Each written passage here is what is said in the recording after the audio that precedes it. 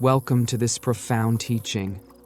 Before we dive into this transformative journey, remember to like and subscribe, and let the bell guide you back. Let's stay connected. Let us now delve into the wisdom. Prototype. Chapter 1, 1990. 1. Niccolò Barbius. Jonius III's favorite hobby was to reproduce, to scale, the different mechanisms capable of movement that man had invented. The few senior executives of the corporation who had visited his office said that on large shelves he kept prodigious relics of engines of diverse origin, and that on a gigantic desk they were placed on small pedestals, hundreds of scale models of the most improbable machines. Niccolò hated the smell of gasoline, but having inherited from his paternal grandfather large oil fields and an entire refinery, he had used them to create a true technological empire. Barely 60 years old, and with a robust build and graying beard, he was considered the most eligible bachelor in the entire Western Hemisphere. That September afternoon, he had summoned the directors of the corporation's technological research institutes, and they were all waiting in an anteroom full of paintings of Niccolò's ancestors hanging on the walls. 2. Sidem Hassam remained reclining in his favorite chair 30 meters underground inside his bunker. He reflected, and while he did so, he pulled the hairs on his mustache. He did it carefully because he tried to nullify the emptiness that made him feel inferior. In some meetings with the generals of his general staff, he had even torn off half a mustache in the middle of one of his frequent, nervous breakdowns. It was no wonder, during his 7 months in the bunker, he had only seen sunlight on 3 occasions. The first, at the beginning of the Persian Gulf conflict, to receive the Secretary General of the UN who had visited him to seek a diplomatic settlement to the war that he himself had caused. Remembering it, he smiled satisfied. He, son of a humble family, being visited by the Secretary General of the United Nations. It had been difficult for him to maintain the arrogance and confident posture that his people so admired in him. Of course, he had treated his visitor magnificently well, but had refused to accept his conditions. The second occasion, 3 months later, to fly by helicopter over a training camp for the use of chemical weapons. When he saw the corpses, he had felt a chill, but nothing more. Many more people had died before, and he was just a tool in the hands of Allah to enforce his commands. The third time, to attend the funeral of his own children. So much pain had strengthened him, and now he didn't feel sorry for anything or anyone. That afternoon, with his general staff, he would decide whether or not to continue with the invasion. The United States had announced in the morning that if they did not withdraw, they would use nuclear weapons. Let them destroy us. I would tell your generals, but we will not give up. He knew they wanted to kill him. He had always guessed it, and as soon as he got some confirmation of his suspicions, no matter how minor it was, he ordered the guilty party to be shot. The meeting had been well prepared, and perhaps the generals would receive a surprise. Perhaps. 3 Augusto had recognized 3 clear serials since the beginning of the project, when he and Pedro, his assistant, decided to use laser light. They realized the need to record the possibility of minimal deviations from its trajectory. They put together a complicated device full of mirrors, but they failed.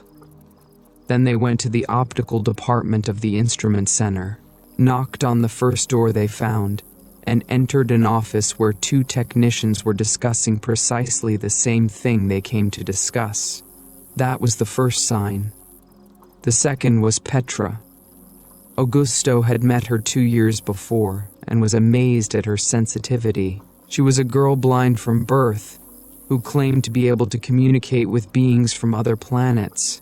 Augusto presented his idea to her, and Petra confessed that she was receiving information about how to extract energy directly from the space-time matrix, the lattice. The third signal was linked to the Gulf crisis. It was clear that if successful, it would be necessary to protect the discovery so that it was not misused. Augusto had absent-mindedly turned on the radio while thinking about it and listened, astonished, to an interview about university procedures for protecting inventions. The entire economy of the planet was based on the use of oil. Attempts to harness solar energy were still very primitive, and nuclear power represented enormous dangers. The success of a system of direct use of lattice was not going to please the oil companies or the automobile consortiums at all. The Arabs were even capable of having anyone who threatened their wealth murdered. The project had started with 5 volunteers who would try to increase its interhemispheric coherence to the maximum.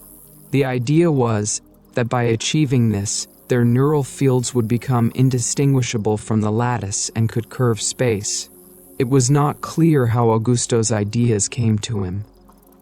He had the impression that there was a supramental plan that directed him without his consciousness or will. He had decided to use that plan as a tool to solve problems, and now the problem was nothing less than managing to replace the usual means of obtaining energy with something clean, inextinguishable, and powerful. It was Wednesday, and Augusto entered the armored chamber, placed the electrodes while Pedro connected the computer. Feedback sounds indicative of the state of his brain coherence began to be heard. 4. The President of the United States had not slept well. He had before him the most serious option of his life, and he could not get out of his mind the personal historical repercussions that would be caused if he made the wrong decision. At 4 in the morning, he had communicated with the Soviet premier. Thank God the Cold War had ended and there was no longer any danger of a direct confrontation between the two superpowers. Mijail answered him personally. They had agreed to communicate at certain times if either of them had an urgent need to talk to the other without intermediaries. George noticed agitation in Mikhail's breathing. He felt that he was hiding something from him, and he guessed the pressures to which the Soviet leader was under. The leaders of their country's army distrusted Mijail's openness to the West and blamed him for the dismemberment of the Republic. The economic opening that he had promoted and for which the people were not prepared had created a lot of confusion. Now, the war in the Gulf and his pro-Western position had almost cost him his overthrow. George was very cautious in the interview and tried to make it personal. How do you feel, Mijail? Bad, very bad, and I'm afraid I won't be able to support you if you use atomic weapons. What's more, I ask you to postpone your decision and give me time to strengthen myself so I can help you, but by other means. What means? I'm thinking about a personal interview with Sidem, but he's opposed. He says I betrayed him. Today I have to decide, Mijail. Don't do it. Try to postpone it and give me time. But there is no time. Announce that you are about to destroy them, but that you talk to me, and that I asked you not to do it until after I talk to Sidem. This will force you to accept the interview. 5. The place, a forest in the mountains between Xochimilco and Oxtepec, was disastrous. At least that's how Augustus experienced it. On one occasion, desperate for not being able to sleep, he was about to set fire to the cabin in the forest using gasoline. He hadn't dared, and he didn't know why. In his mind, it was like a kind of revenge for all the suffering that the mountain had caused him. He remembered the first time he saw her, and the enormous joy that the possibility of becoming the owner of a forest and a river brought him. Without thinking twice, he looked for the owner of the forest, who agreed to exchange a piece of land for his camper. Augustus considered it a magnificent exchange, but for years he had more than enough time to regret it. A presence that did not belong to Earth always seemed to float in the atmosphere. At night, a feeling of intolerable anguish penetrated him, and during the day it seemed to be everywhere, in the air currents, in the dew drops, and in the mists of the evening. Even the fireflies of the hot, humid summers seemed to carry portions of that heaviness that crept into the deepest recesses of every brick, stone, and tree trunk. The nearby town also seemed disastrous. He had investigated it thoroughly, and to his surprise, he discovered that 3 shamans lived there, and that, along with the Catholic Church, a spiritualist temple received followers and held ceremonies 3 times a week. He had consulted with witches and invited them to the place. Everyone agreed that something strange was floating on the mountain. The Hailmakers spoke of hundreds of time workers swarming in the atmosphere, and the spiritualists affirmed that lost, wandering, and God-forsaken souls resided there. An expert in visualizations with quartz crystals had seen several Indians with shaved heads and warrior intentions. And the townspeople claimed that hundreds of Zapatista soldiers had died there, riddled with federal bullets during the Mexican Revolution. On one occasion, 5 spiritualist peasants had performed a ceremony of granting light to lost souls. 3 of them fell into a deep trance after several muscle shocks, while the remaining 2 took care of them by applying their open palms towards their skulls. Every time one of the mediums detected a being, he swallowed it in one mouthful, and the caretaker asked him for his name, showing him the palm of his right hand. "Go, observe the path of light," he told him forcefully. The medium shook himself and finally mentioned a name. Augusto had written down 176 names on large lists that he kept on a shelf. The very director of all the shamans of Morelos had agreed to clean up the forest. First he made a diagnosis, and tilting his head with a sign of seriousness, he told Augusto that the only solution was to install insurance in the place. Augusto had to go get a black rooster, and shaman took it by its legs, shook it, and rubbed Augusto's head, shoulders, and back with his body. So he put it in a large hole that served as a septic tank. "That's it," he told him, satisfied. He swallowed the damage, and when he dies inside the hole, his spirit will protect you. 2 days later, Augusto could not tolerate it. He felt that with the death of the rooster, something terrible was going to happen to his daughter. He took his small motorcycle and traveled towards the forest. He uncovered the hole and let the rooster free, who confused the dusk with the dawn and began to crow and then ran away, while strange noises could be heard in the clear sky. For 2 years, Augusto hid his action from the shaman, but he guessed the rescue maneuver and warned him, using terrible words, that he was no longer responsible for his life. Then Augusto went to ask the elderly shaman of the neighboring town for help, Mrs. Prejudice. She agreed to carry out a cleanup, but on the condition that for 3 days and 3 nights, Augusto would not leave the forest. Afterwards, she spent an entire morning making tamales, which she spread on the surface of Augusto's naked body, and then went to offer them to the spirits of the ravine. "With that, they will be satisfied and they will stop bothering you," he told her when the ceremony was over. Doña Praguedis's procedure relieved the tension for 2 weeks, but then it returned with even greater intensity. Then Augusto went to Don Nicolas and asked him for help. He ordered him to place pieces of solid silver at the ends of the land and made him drink a strange and smelly concoction. "This will mark you and the place, and thus the spirits will know how to recognize that the land and your person are protected." Again, nothing happened, and anguish and insomnia continued to torment him. He decided to leave and never return. 10 years later, in 1988, he met Blanca, and when he mentioned the forest, she wanted to get to know him. She became fascinated with the place and insisted on spending weekends there.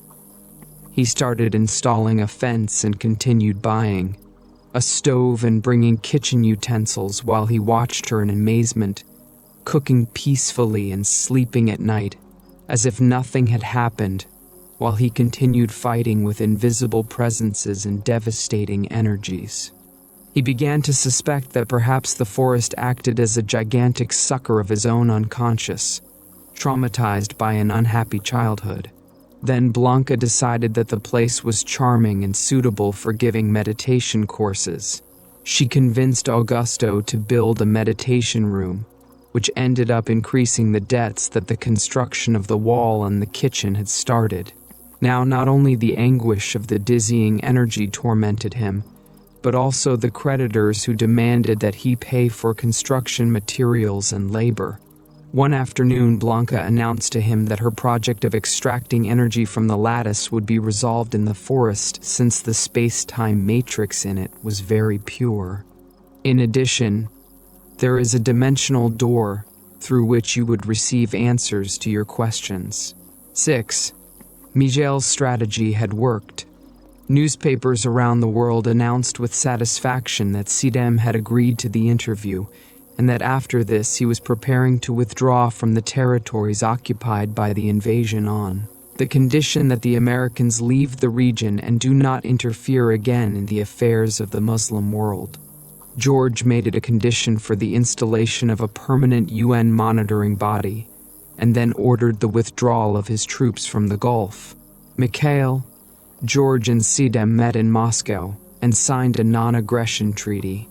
The oil began to flow again, and the world was able to sleep at night without any problems. 7. Niccolo Barbius Ionius III had another hobby, but this one he kept in the greatest of secrets. She had established a philanthropic fund that rescued orphaned African girls. These were sent to a development center that had been established in Madagascar, where Niccolo had a summer residence. For 2 months a year, he visited the island and spent the afternoons watching the games of the girls. He would choose 2 or 3 and invite them for a ride on his yacht.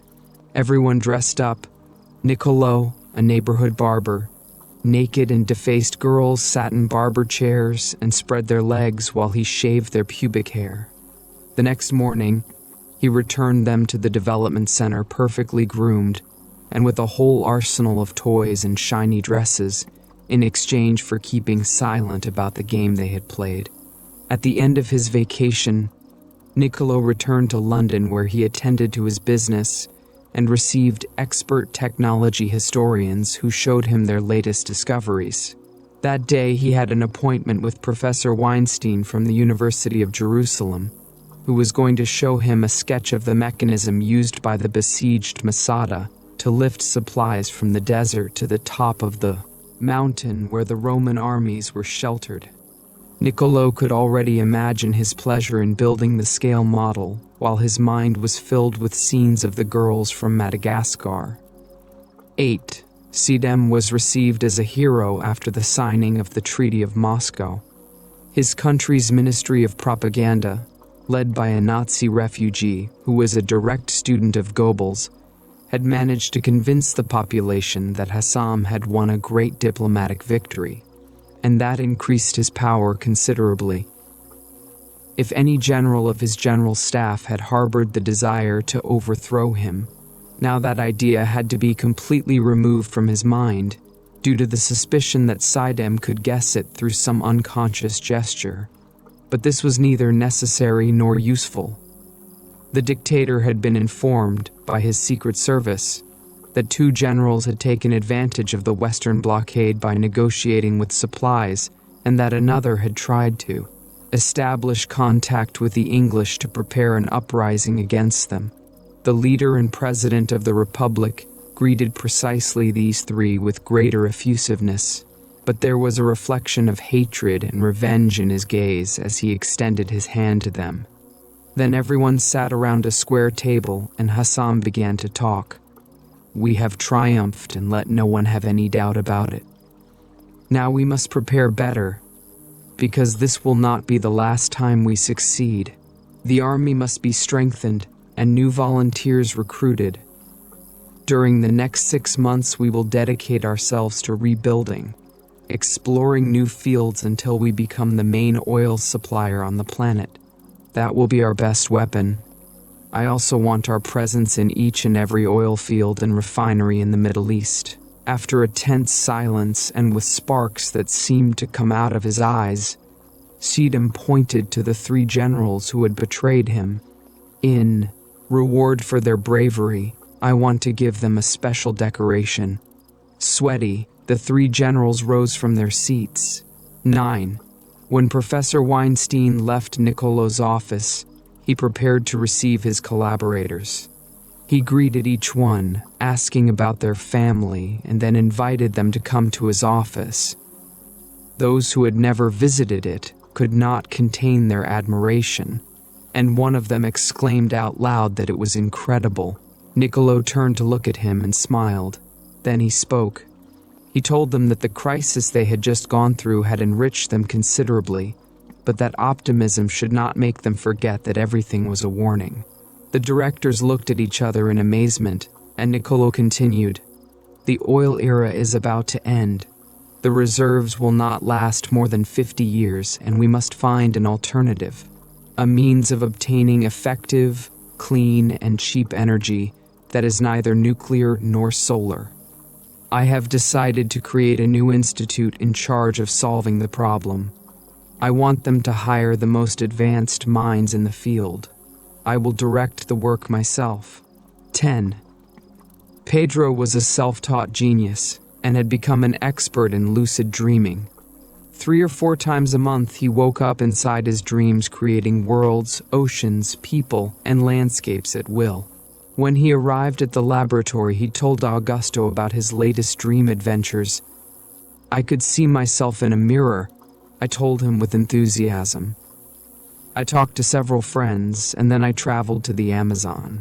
Suddenly, in the middle of a dream, Pedro realized that he was dreaming and acquired waking consciousness without interrupting the dream.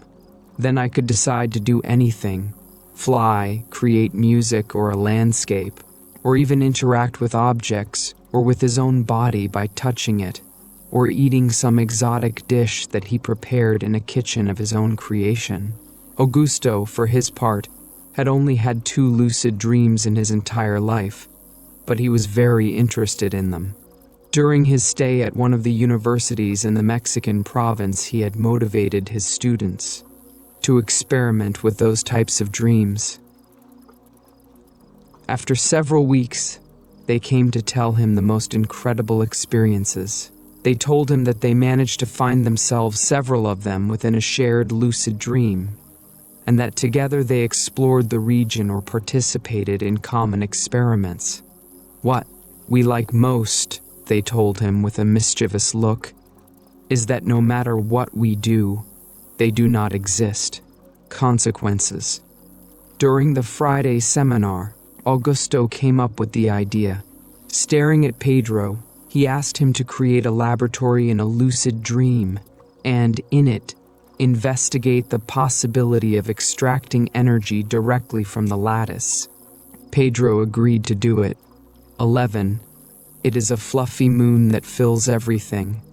Without gaps, it is repeated in all dimensions, and suddenly, in it, an attempt is made to inscribe a star. The calm and creamy sea prevents this. Nothing new can be incorporated, and if it does, it is after hundreds of attempts carried out by a strong personality.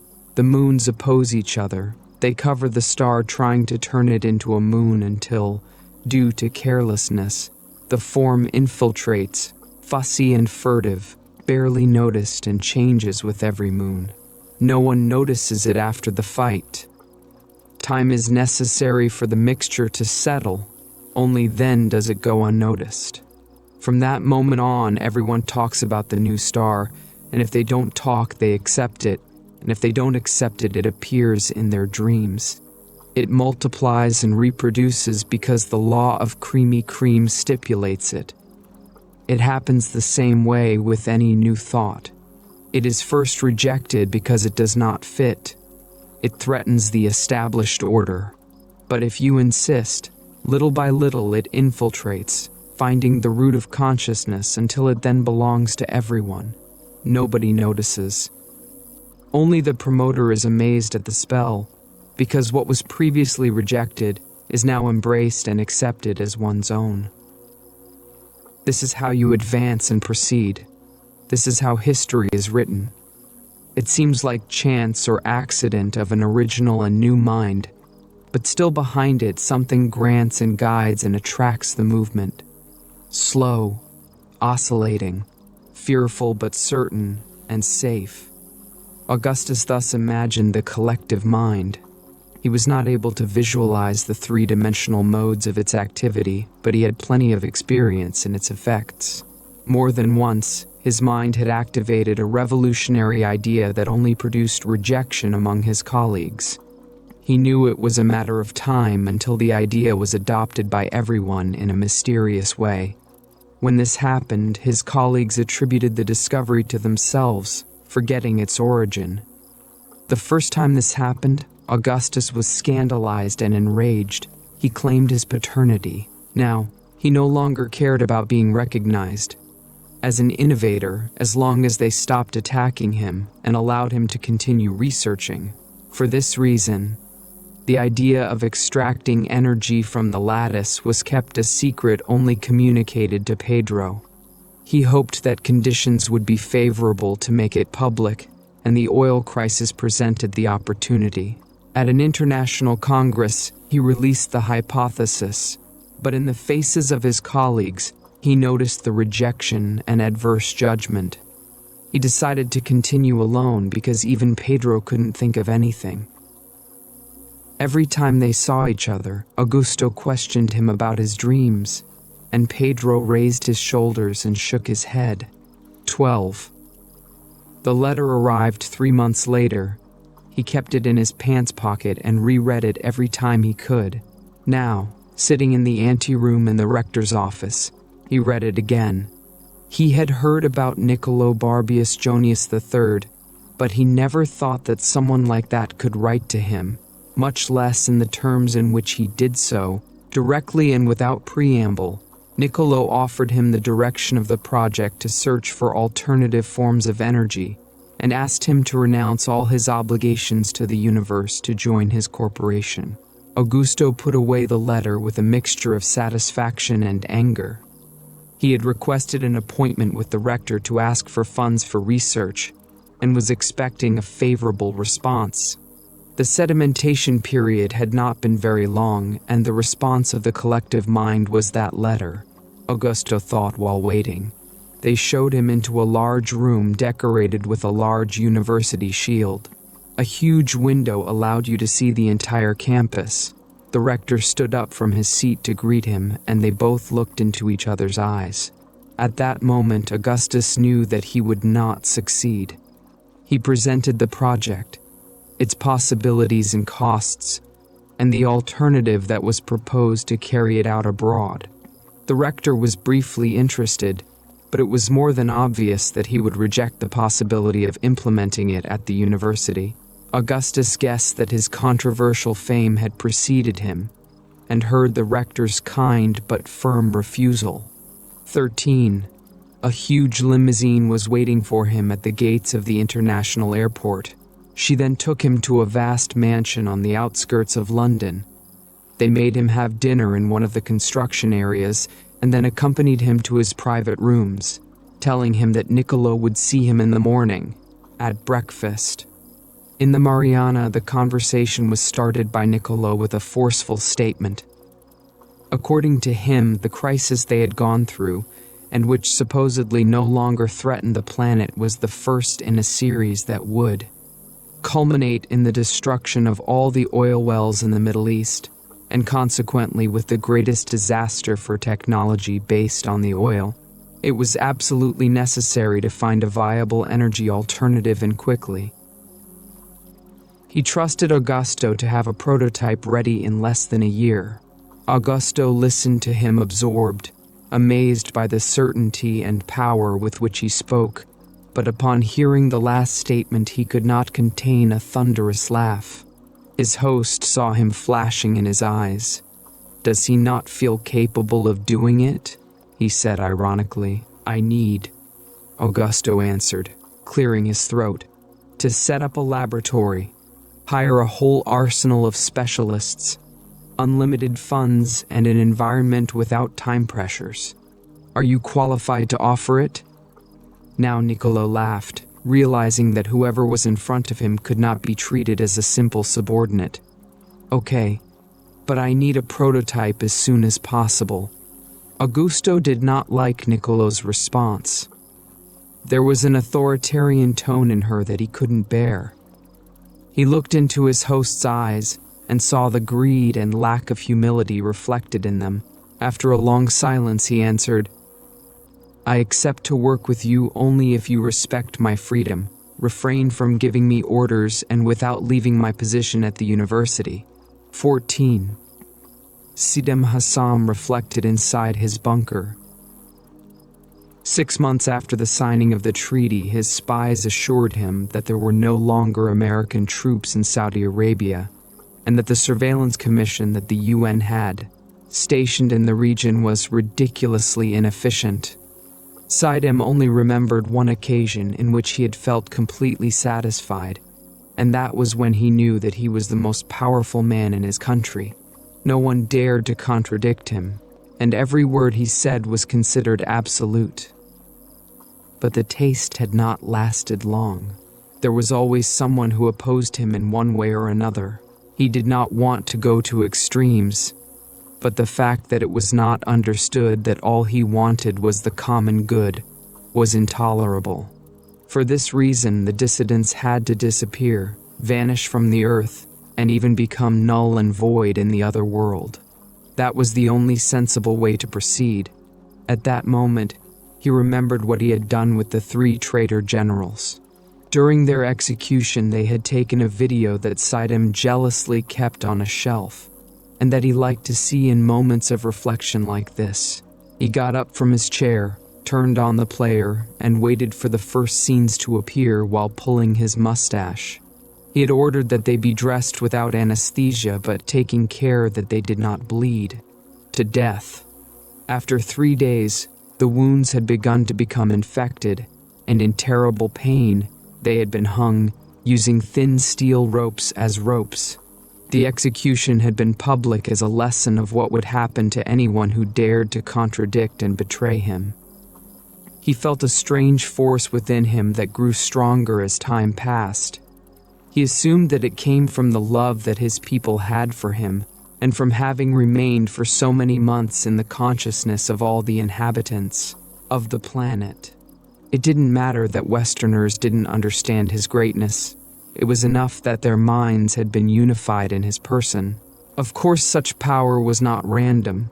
He deserved it, and he also had enough strength to handle it. For this reason, he had ordered the best genetic specialists in his country to try to clone him. Hundreds of women had offered to be fertilized with his cells to create as many new beings like him. That was not a product of chance either. Their people deserved a push to improve, and it would be better if their essence remained alive for generations to come. Once a week he met with the scientists, and they informed him of the progress in cloning. When necessary, blood was drawn or a piece of skin was cut for experiments. That proved his love for the people despite any sacrifice on his part. The last time he had been informed that one of the women had begun to show clear signs of pregnancy, and Sidem had rewarded her with gifts and a personal visit to congratulate her on the event. But now he needed to think of a new strategy. His greatness had to be recognized throughout the planet, and the best way to achieve this was by acquiring more power. He pressed a small switch, and his personal guard entered the room. Sidem gave him orders to allow the passage of the generals of his general staff who were waiting for him outside. 15. Augusto decided to remain isolated for a week in the mountains before joining the Niccolo Corporation. If Blanca was right and almost always had it, the secret of what he wanted was waiting for him there, in the middle of the forest and on a very pure level of the lattice. The first day was dedicated to elaborating on his latest experiences and preparing to survive in isolation. At night, he dreamed of a strange device.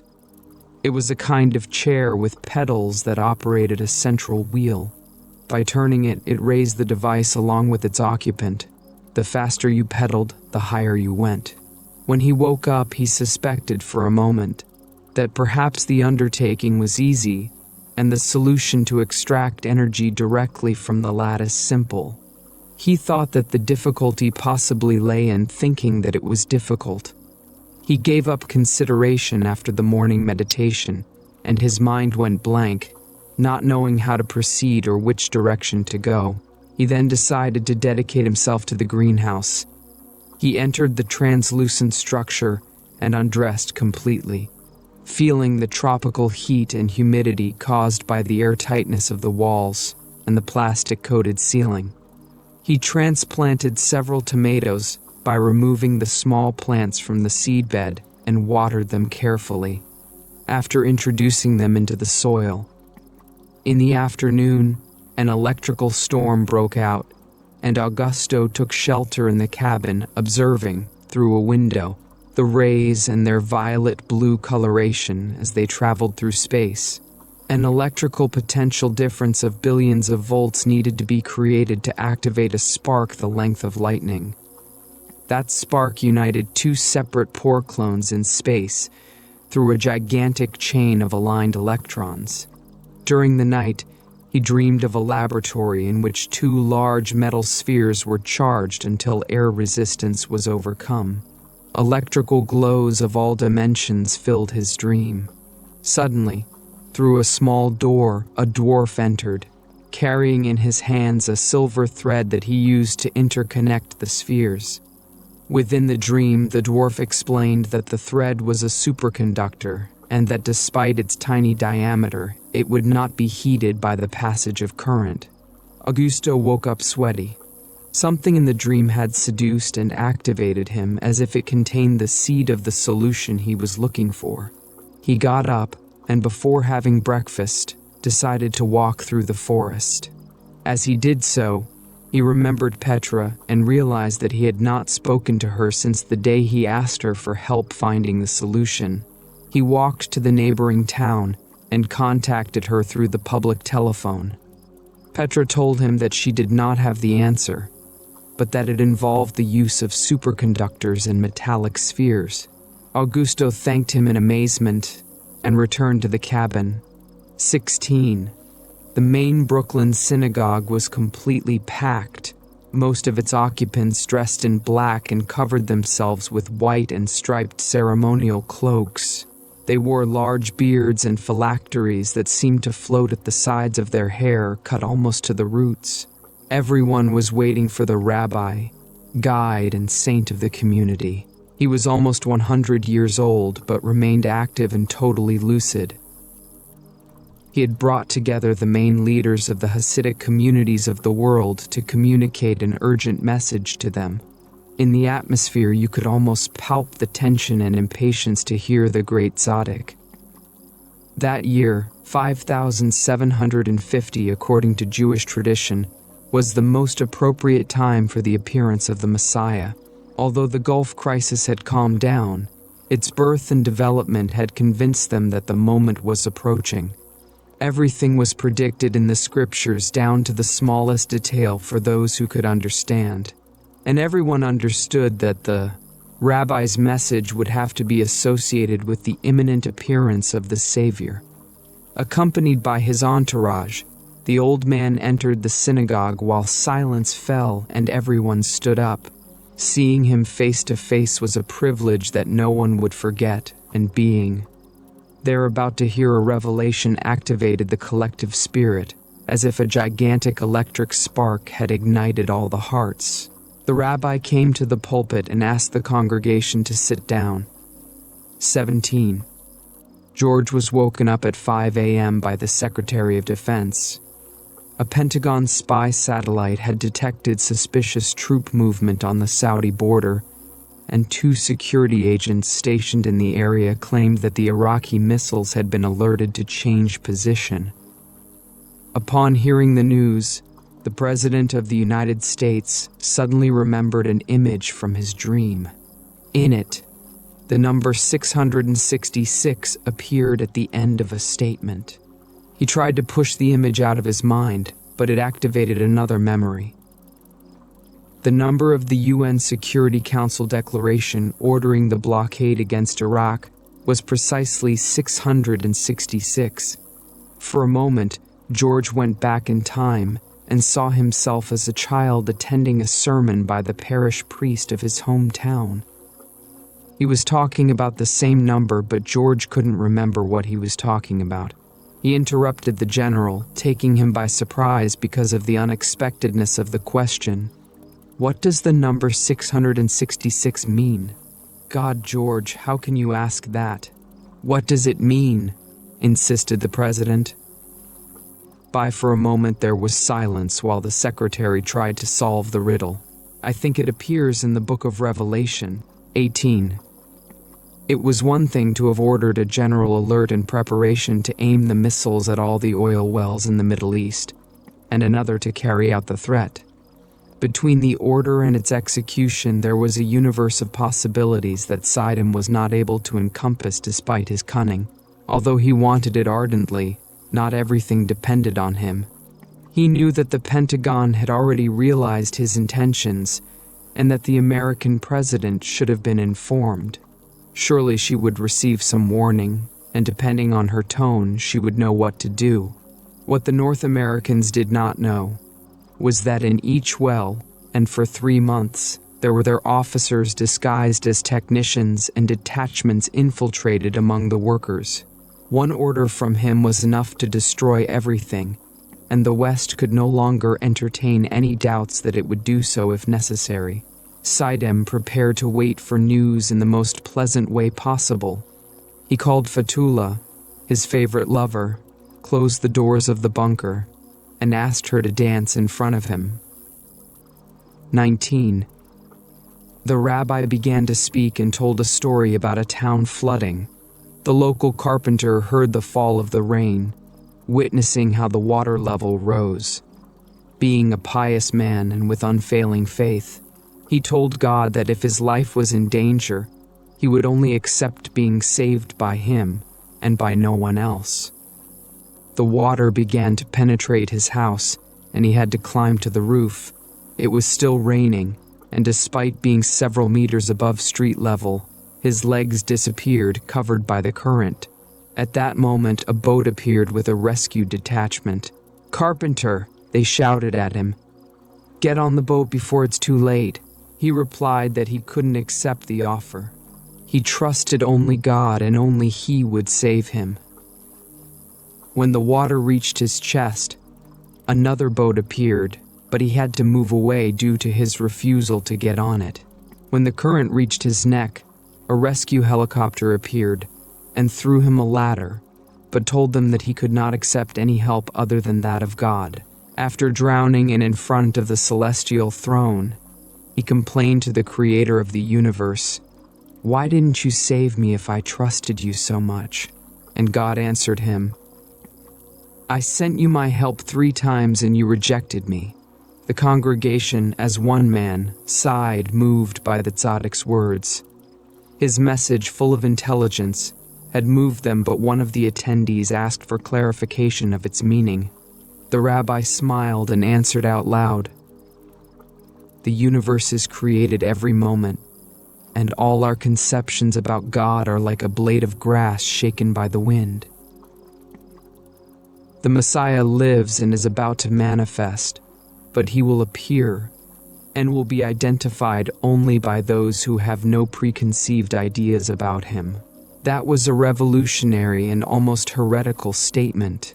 The scriptures were very clear about the characteristics and modes of appearance of the Messiah, but the rabbi was who he was, and his words could not be doubted. 20. Augustus knew that all the points of the lattice were interconnected, and that what happened in one portion of the universe affected the entire universe. That is why he was not surprised by the correspondence between the BBC News and the sensations of inexplicable tension that he began to experience. Feel from the 3rd night of your mountain retreat. His shortwave radio was absolutely indispensable in that sense, because it allowed him to understand some of the causes of his emotional changes as caused by distant events. The news said that after 6 months of calm, Saddam Hussein had issued a proclamation warning that he would destroy all oil wells in the Middle East if Israel did not immediately withdraw from the occupied territories to allow the establishment of a sovereign and independent Palestinian state. The territories he was referring to included all the lands conquered during the War of Independence of the Jewish state. But the warning was not only for the West. The dictator claimed to have been elected to guide all Muslim peoples and therefore demanded an immediate declaration from the Arab League, recognizing him as its supreme leader. Augusto was amazed at Niccolo's vision. When he heard him say that this would happen, he thought it was an exaggeration, but the facts showed that he was right. The news also stated that the Soviet premier and the President of the United States would meet the next day and attend in person the plenary session of the Council of the UN Security Council to make decisions in the face of Saddam's threats. 21. Mijail and George greeted each other affectionately and asked all the journalists, guards, and secretaries to leave the room where they were. When they were alone, they relaxed and, sitting comfortably in some soft chairs, looked into each other's eyes. "I warned you," George told the Soviet president. Saddam was not going to be satisfied with the Moscow Treaty. We gave him 6 months to prepare, and look what we get now. Mijail grimaced, scratched one ear, and replied that the option of nuclear destruction that George had proposed was 1,000 times worse than what was happening now. "Of course," the President of the United States replied. "You have oil self-sufficiency, and you are not a very good friend of Israel, so to speak. It doesn't affect you, and you even like what's happening. But we and our allies will be dragged into a financial maelstrom and total energy chaos if we don't agree to the demands of that crazy man." "What are you saying?" Mijail answered, annoyed. "I have a much more global vision than you, and I am in no way happy with what is happening. It is necessary to give a definitive answer to that wild beast, although I have to admit that he is right in calling for the establishment of a Palestinian state."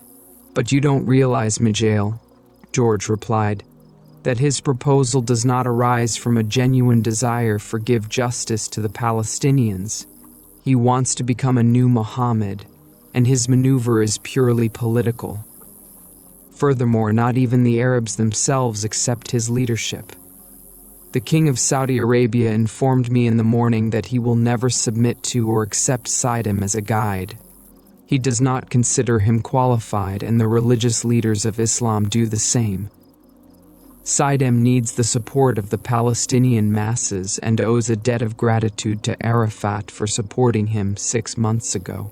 It's true, Mijail accepted, but you forget that he has the entire Jordanian people on his side, and I wouldn't be surprised if he also has the Syrian people. Anyway, the important thing is to stop it once and for all, but the question is how and when. 22. The next night, the tension reached an almost unbearable level, and Augustus was on the verge of returning to the city. In the early morning, he had to get up to ring a Tibetan bell designed to clean contaminated environments. The tension eased but very little. Remembering that what he was experiencing could be attributed to the external on a concrete level, but to himself on a more abstract level, he sat down to meditate and accepted the restlessness he was experiencing, trying to get to the bottom of it. Only then did he calm down and prepare to sleep. He dreamed that he was lost, and no matter how much he looked for his home, it did not appear. Then he met some strange beings who invited him to get to know their country. They boarded a ship and arrived at an ultra-modern city, full of white buildings, lights and water channels that interconnected with each other and with the sea. Then they returned, and Augusto woke up in the early morning and tried to understand the meaning of the dream. 23. Mijail could not understand the origin of his personal power. On several occasions he had completely lost hope of seeing any of the reforms he proposed approved, but always, before the votes, a phrase from him, a comment prior to the determination of the Soviet of mine, turned the balance in his favor. When he posed this question to his wife, she told him that Supre had a natural talent for saying things clearly and bluntly, to touch the essential points and to open a door to hope and common sense. It was, for her, the main reason for her love and admiration for him. It was, in short, like a reminder of what is human against the cold and cruel abstractions of the alienated mentality. Mijail, in himself, felt good, and what he liked most was to entertain himself with considerations that others would describe as naive. For example, after enduring endless hours listening to the delegates of the Soviet republics defend their local interests, he was suddenly amazed that human beings had the gift of speech, and was intrigued to know where and through what mysterious mechanisms they spun the sentences. Each person had a particular form of expression, a unique individuality whose origin was as mysterious as the fact of possessing 2 arms and 20 fingers. The most obvious was the most inexplicable, and Mijail was surprised by his colleagues' inability to notice it. When he himself spoke, there was always a witness wondering about the primary origin of the ideas he expressed. That origin seemed to be simple and indivisible. It was his self or his sameness. But if someone wondered just as he did, how a coherent and extensive discourse was activated from such a nucleus, one would only be amazed at the wonder. In this sense, the Pope had disappointed him. I was thinking of arguing with him about the miracle of the human, but he couldn't penetrate through it all. The set of dogmas and thoughts, based on solid but unnatural constructions that the Supreme Pontiff considered basic. For this reason, Mijail had told him that the most important thing was to achieve a revolution of the mind, alluding to the need to abandon pre-established concepts and making a covert reference to the disappointment that so much superstructure had caused him. Paul II did not understand it, and they said goodbye knowing that they had achieved great progress, but separated from each other as if by an insurmountable barrier. Now, as he thought about Sidem's threats, and as he listened to George speaking at the Security Council, he tried to fathom the true meaning of it all. Sidem's mind was, on the one hand, simple and even easy to understand. It was a being beaten by existence that tried to annul a terrible internal void with external demonstrations of power. But on the other hand, there was something very strange and mysterious in his power and in his person. Something that was flatly opposed to his own way of seeing reality, but that did not make it any less powerful. It was as if there was another intelligence behind him. Mijail was used to fighting and winning despite all the difficulties, but Sidem was not the target of the new battle. Rather, the enemy was what was hidden behind Sidem. 24. The rabbi could not believe what the evidence showed him. It was too heretical, too far from the scriptures, and yet everything showed that the expected one was not a man of his own race.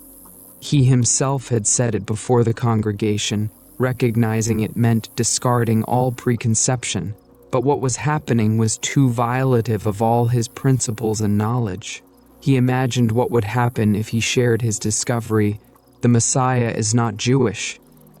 They would think that he had gone mad, that the forces of evil had taken over his soul, and yet it was evident. Who had avoided the catastrophe of a new war? Who had liberated all the countries of Central Europe? Who had prevented a new detonation of nuclear weapons, and who claimed to defend Israel against an Iraqi attack? Everyone heard it. His impossible reforms were accepted, and his desire for peace and harmony were undoubted. And the most mysterious thing of all is that it has the brand. The rabbi knew that Kabbalah stated that the most advanced beings had 1 or more Hebrew letters inscribed on their foreheads and Mijail. Despite all the evidence, the rabbi decided to wait. Maybe someone would show up at the last minute. By now, the threat from the other side was reaching a crescendo. There were 15 days of total darkness left, and the rebuilding of the Temple of Jerusalem. I would wait. 25. On the fifth night, Augustus dreamed of tombs. They were everywhere but divided into two sections. On the one hand, the Christian one is full of crosses and images of saints, and on the other, the Jewish one is full of abstract symbols, stars of David and Hebrew inscriptions. Lying between two Jewish tombs and near a tabernacle adorned with filigree woven on vinegary velvet, the caretaker of the mountain grounds dozed. Augusto approached him and realized that some electrical installations designed to illuminate the cemetery had been violated, and the power cables torn from their sockets. He woke up the caretaker by calling his name, Don Simon, and asked him for help to rebuild the connections. When Augusto woke up, he found that his vision of reality had undergone a change. Something had died, symbolized in the tombs that he dreamed of, and his vigil manifested that death. He felt himself to be simple and without pretensions of any kind. The trees were trees and nothing more. The dewdrops were dewdrops and the grass. There was nothing to do and nothing new to think about except his own state. In him was knowledge, the known and the knower. It was enough to sit down to possess everything. At that moment, he remembered that this was precisely the basic attribute of divinity, possessing in itself the three attributes united in a simple unity. The universe had been planned from there, from a feeling of being in which knowledge, the knower and the known were included. Augusto was amazed at his sensation and the progress he had made, and suddenly connected it with the problem he had to solve. Each point of the lattice contained all the information in the universe. Therefore, the solution to extract energy directly from space would have to involve the construction of a total convergence mechanism that managed to include in itself what was currently concentrated in each point of the lattice. The experiment dedicated to increasing the correlation between both cerebral hemispheres constituted another key to the puzzle. Augusto sat down to meditate, trying to find the meaning that united all the pieces. 2006. Niccolo had accepted Augusto's conditions, but not out of pleasure, but because he had no other alternative. No one was more qualified than Augusto to coordinate the project, and they would not see each other very often. They had agreed to hold a meeting every 6 months to analyze progress in the investigation, jointly decide new strategies, and allocate funds for developments. In addition, he liked Augusto, although he couldn't stand having to restrain himself from giving him orders or demanding speed. But it was not a very high sacrifice in exchange for having his genius. Niccolo was amazed by the pace of events. Although Sidem had not carried out his threats, he had not withdrawn them either. Israel was armed to the teeth and preparing to repel any attack or perhaps to carry it out. The United States and the USSR were united and ready to launch atomic bombs against Iraq at the slightest sign of attack, and oil prices had reached astronomical figures. The world was waiting in a climate of almost unbearable tension. But no one dared to take the first step. It was like balancing precariously on the edge of a platinum razor. Despite all that, Niccolo was happy. He had never earned so much money, and the project to build the prototype was going swimmingly. Augusto had established himself near the corporation's English facilities and directed the work with remarkable enthusiasm. They had agreed to meet the following week to analyze progress. 27. The maximum limit seemed to be no more than 89%. At least that's what the graphics that Augusto had prepared for the meeting indicated. Beyond that figure, the human brain lost all hemispheric specificity. Someone had touched the 90% interhemispheric correlation, but had not wanted to return to the laboratories. He said that the experience had frightened him to such a degree that there was no way in the world he wanted to repeat it. A group of 10 volunteers had remained constant for 6 consecutive sessions above 80%, and with them the second phase of the experiment began. A laser projector had been coupled with a high-precision instrument, responsible for determining deviations from the path of the light beam with an accuracy of 1/10,000,000th of an inch. Each time the light exceeded that limit, the subjects received a feedback sound. In this way, they learned to modify, at will, the curvature of space-time. 4 of the 10 volunteers had achieved it, and were chosen to start the third phase. This consisted of focusing the curvature in a tiny area of space. The idea was that if they achieved this, they would raise the temperature of that section of the lattice considerably. 1 of the 4 had succeeded. The thermometers indicated a temperature of 250 degrees Celsius, sufficient for operational use. While Augusto explained the progress, Niccolo felt elated. What he heard was wonderful, but at the same time he was concerned about the need for so much training and the fact that only 1 in 10 had achieved it. Of course, the possibility was demonstrated, and that was a gigantic step. But how to generalize it and make it accessible? Niccolo expressed his doubts, and everyone remained silent, waiting for Augusto's response. He got up from his seat and walked around the table while speaking.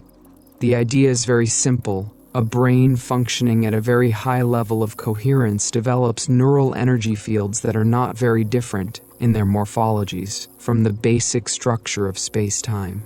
They are, so to speak, a copy of that structure. From there they can exercise control over it, creating energetic vortexes in which space curves. Focusing on these curvatures, true tensional foci are created in vertiginous movement. The acceleration of these movements increases the kinetic energy of the lattice, which manifests itself in the form of heat. The effect is equivalent to that of sustained and enormous friction that increases the molecular motion of some object by heating it. The caveman applied this principle to make fire. We do the same, but in a direct way. Niccolo's question is essential and still unanswered. But the prototype would have to be a mechanism that manages to concentrate large amounts of information and activate coherent, very high-frequency energy fields. 2 or 3 fields focused on the same point would be able to add their effects, doing something similar to what we have obtained with the human brain. At the end of Augustus's presentation, everyone remained silent except Pedro. Augusto had invited him to participate in the company, and had become his right arm. Pedro said the solution would involve interconnecting several systems in series so that one would provide the starting power for the next. The chain could be capable of increasing its energy output to practically unlimited levels. 2008. Niccolo felt so angry that he feared his heart would explode. Before him and on his desk he had a note written by one of his industrial spies, in which it was stated that one of the researchers of his corporation had violated professional secrecy and provided confidential information to a Korean consortium interested in the development of a medium, alternative energy source. All the evidence pointed to Pedro as responsible. He sent an urgent fax to Augusto summoning him to a meeting scheduled to take place in a few minutes. That was the last straw. Had invested more than $600 million in the project, and Pedro, in an act of total irresponsibility and betrayal, had given all the effort to the Koreans. He knew that Augustus was a friend, teacher, and protector of Pedro, and therefore he had to be careful with his words, but his fury inflamed him, and the last thing he could do was restrain it. When he had Augusto in front of him, he greeted him coldly, and without saying a word he extended the note to him and paid close attention to his reactions when reading it. Augusto expressed surprise and confusion and remained thoughtful while Niccolo stared at him. Finally he pursed his lips and nodded. "I already understand what has happened. It's incredible but true. Pedro's only fault is his naivety and his youth. What do you mean? Niccolo thundered. He has committed a criminal and treasonous act. No, it is not like that, Augusto replied with a conciliatory tone. I will explain to you what has happened. A few months ago, Pedro met an Oriental girl, Korean by the way, very nice and friendly. He introduced her to me at a dinner, and I thought she was charming. They went to the movies and the theater and to concerts, and soon a romance began between the two. The girl was very interested in the work that Pedro was doing and encouraged him to tell her about his progress. They decided to live together, and that's how they were seen everywhere. A week ago, the girl disappeared. She vanished without leaving a trace or any way to find her. Pedro confessed it to me, crying with despair. Surely she is to blame for what happened. Well, your collaborator got us into quite a mess and now it's too late, Niccolo replied, calmly but in a tone that brooked no reply. I don't think so, Augusto told him. The essential part of the project was it is just beginning, and no one, not even us, knows how it will evolve. We know the direction, and apparently the Koreans do too. But it is one thing to have discovered that a vortex located in the lattice increases the temperature of its structure, and quite another to build a mechanism, independent of the brain capable of implementing it. I'll talk to Pedro and convince him to take a vacation while he works out what happened. As a precaution for the future, only you and I will know the overall details of the progress. This way, no one will be able to put the pieces of the puzzle together and share critical information with strangers. Do you agree? 29. Just as Augusto feared, Pedro did not accept what Augusto told him. He was in love and couldn't believe it wasn't reciprocated, even less so that his beloved's only motivation had been to use him to obtain information. Augusto showed him the evidence and watched as Pedro's pupils dilated enormously as the evidence he heard became overwhelming. He convinced him to return to Mexico, go to the sea, meditate and forget about the whole thing for a few months. He promised him that he would receive it again at the end of that period. Pedro ended up accepting, and Augusto himself took him to the airport and said goodbye with a big hug. On the way back, Augusto was intrigued by something he had mentioned during his conversation with Niccolo. He had told him that the mechanism must be independent of the human brain, as if there were no other alternative. But was it really like that? Its electronic engineers were kept busy trying to develop a convergent information system.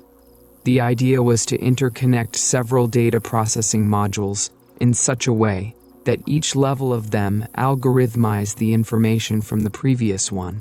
In this way, at the end of a chain of 6 or 8 steps, the last one contained, in a hyper-concentrated form, the information of the entire set. That information was then transferred to a frequency modulation system, and a carrier wave connected to a parabolic antenna focused the electronic algorithms on a portion of space. The system had failed because regardless of the type of information it was fed, there was no increase in temperature in the area of space that was focused. Later they had done the same but with up to 12 independent systems focused on the same point. They had achieved some effect, but any microwave oven did it better and with less energy consumption. There seemed to be no substitute for the human brain, and the idea of training subjects to achieve the desired effect was only defensible for a stage of experimentation but not for widespread use. Man could not be used as if he were an energy-producing machine. That went against fundamental human dignity. At least that's what Augusto had thought when the idea was discussed. But now, another mode of thought had begun to infiltrate his mind.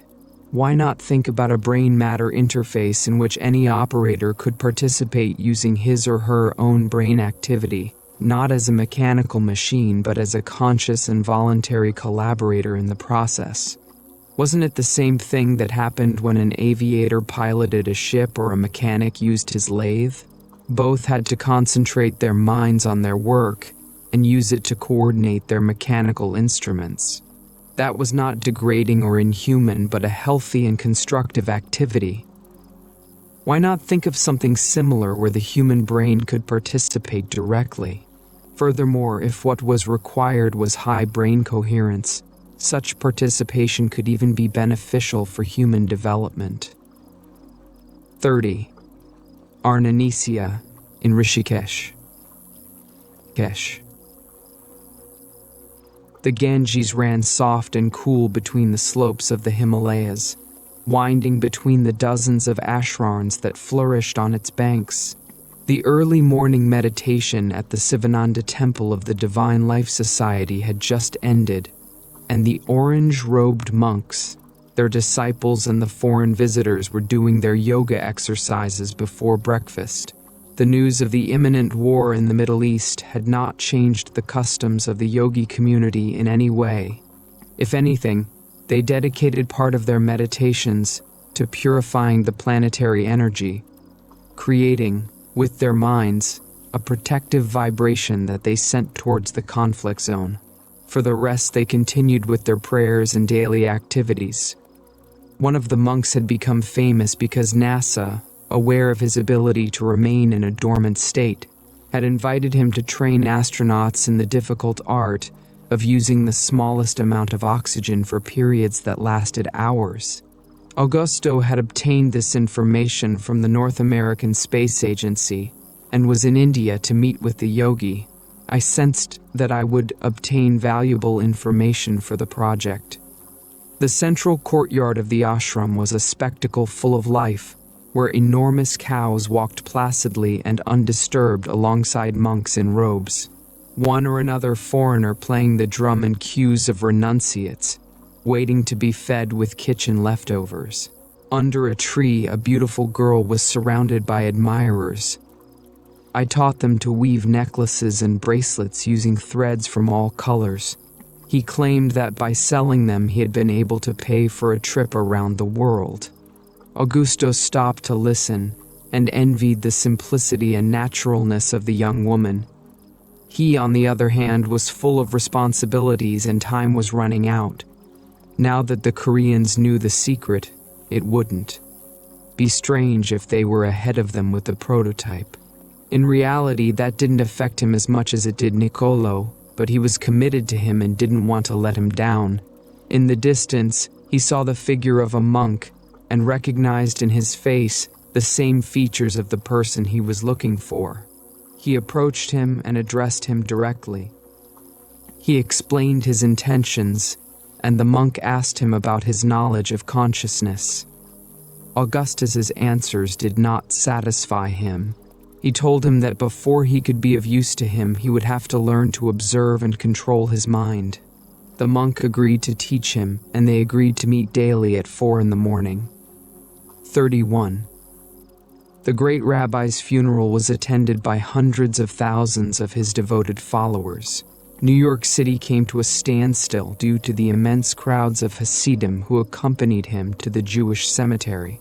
The rabbi was placed in the ground covered with a simple blanket and inside a rustic, unvarnished cedar wood coffin. His eldest son recited the funeral prayer after tearing his clothes as a sign of mourning. He remained as heir and guide of the lineage, and at the moment in which he threw some stones on the coffin, he remembered the last moments of his father's life. He had called him near his deathbed and asked him to bring his head close to his.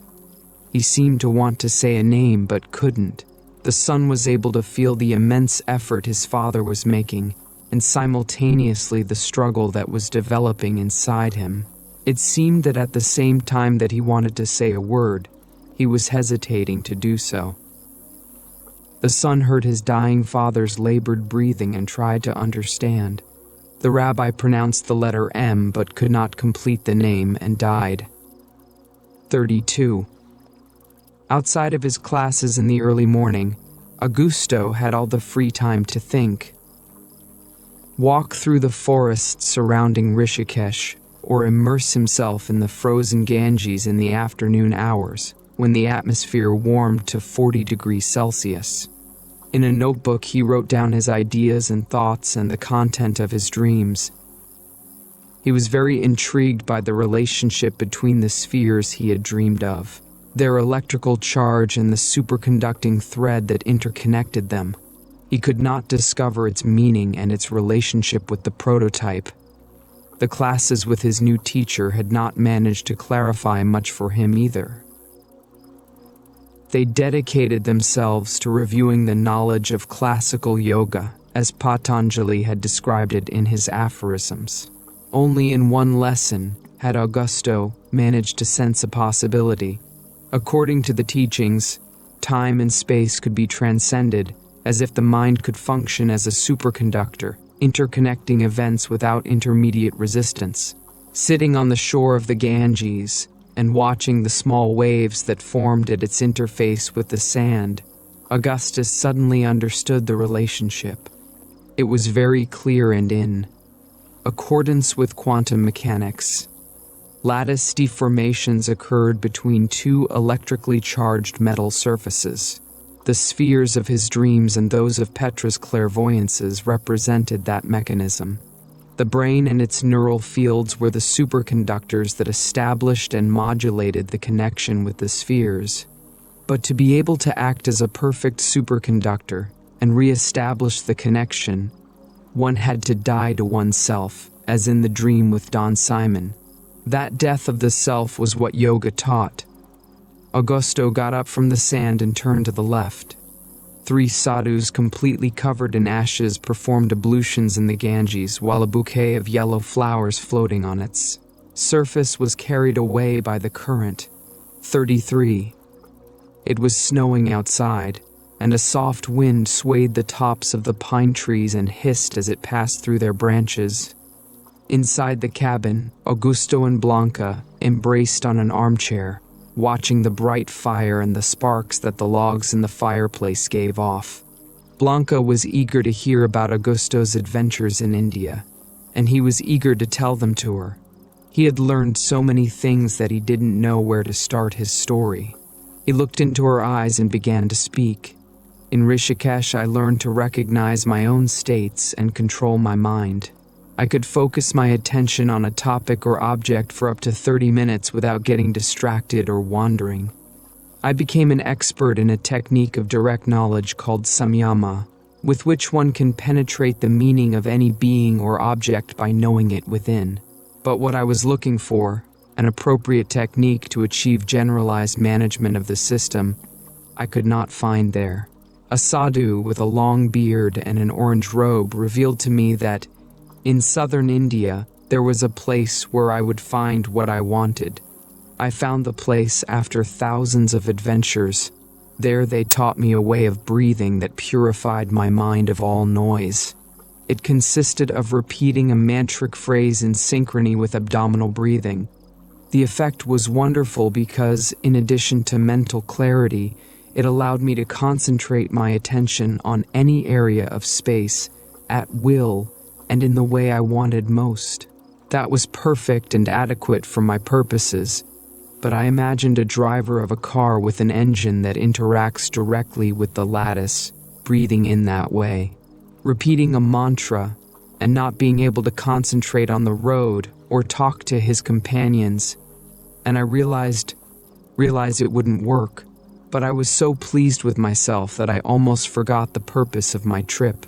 I was reminded of this by a telegram from Niccolo, in which he informed me about the advance of the Koreans and urged me to return as soon as possible.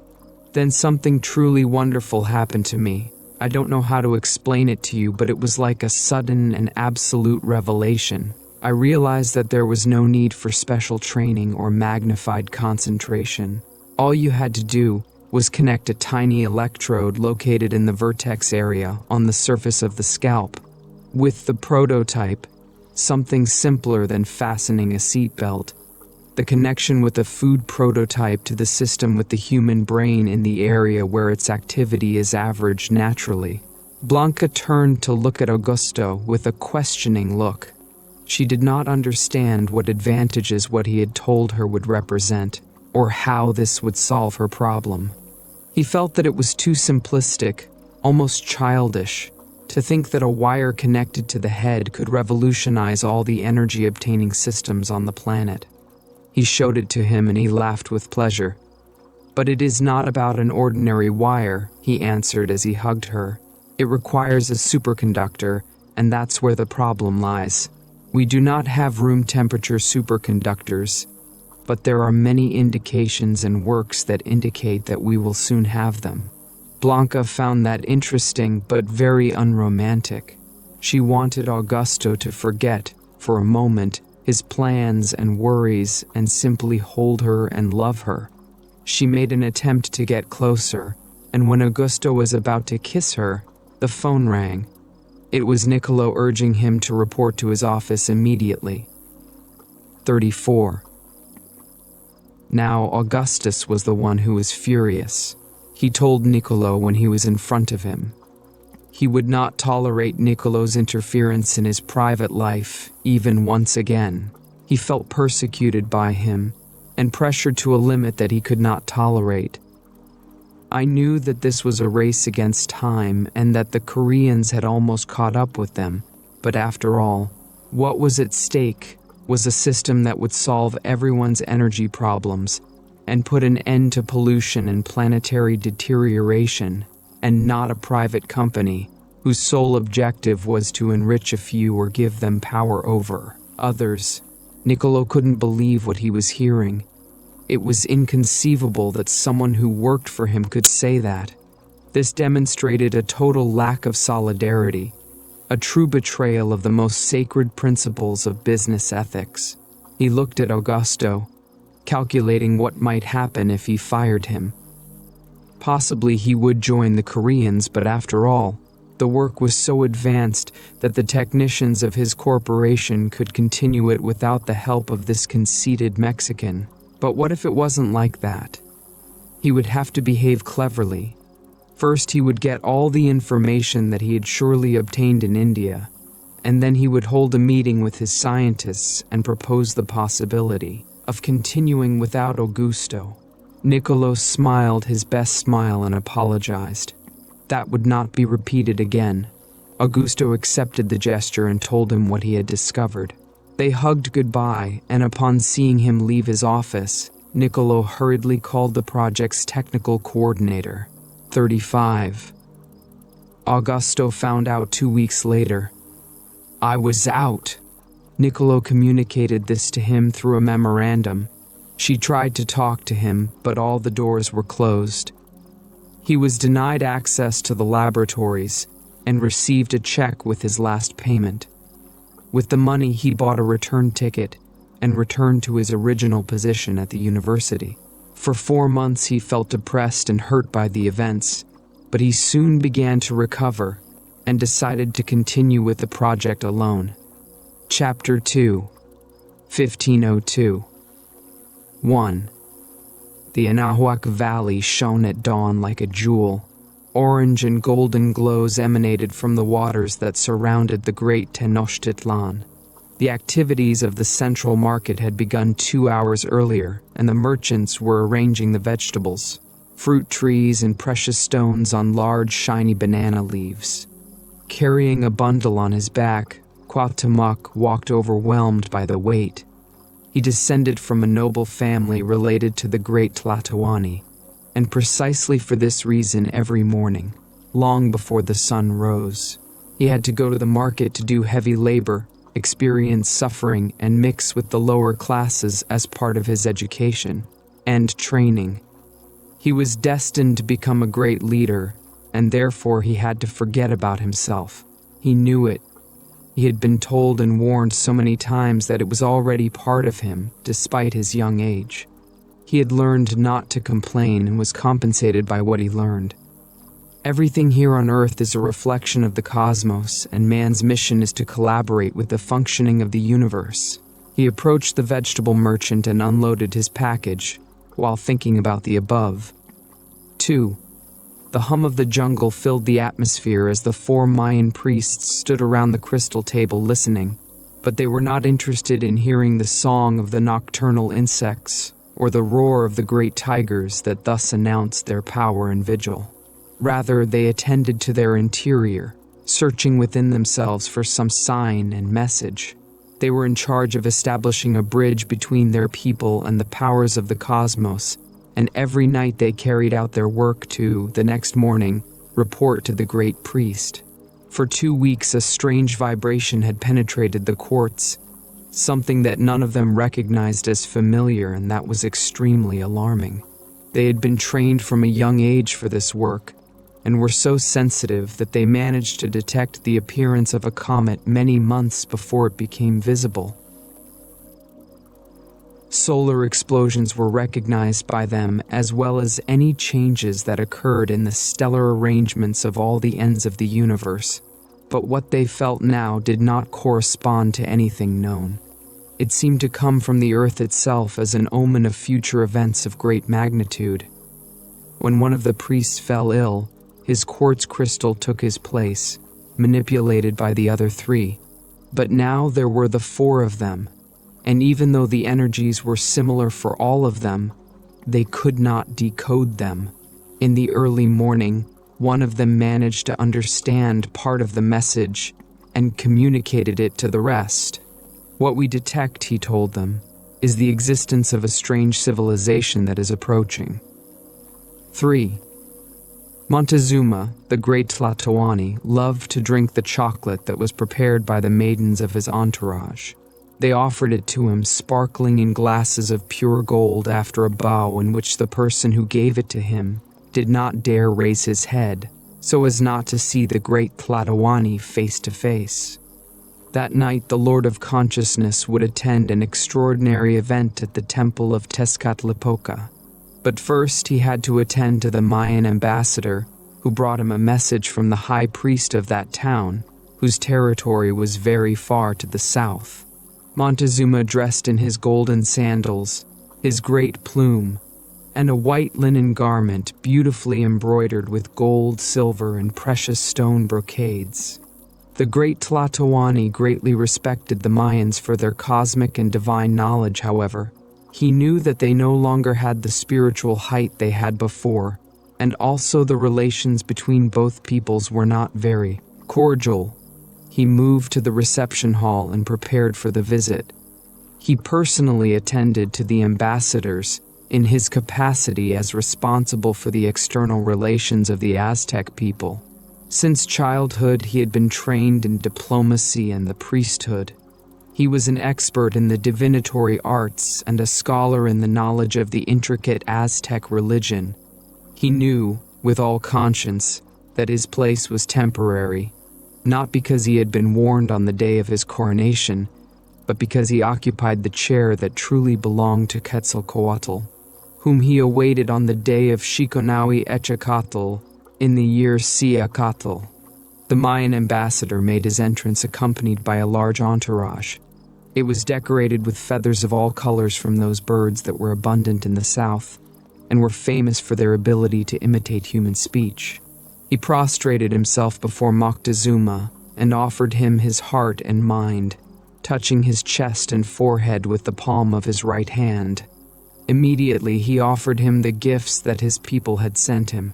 Moctezuma admired the fabrics embroidered with the jade and gold shields and thanked him, presenting him in turn with a gold medal with the Sphinx of Quetzalcoatl. Once the protocol ceremony was over, Moctezuma invited the ambassador to sit down and offered him his favorite drink.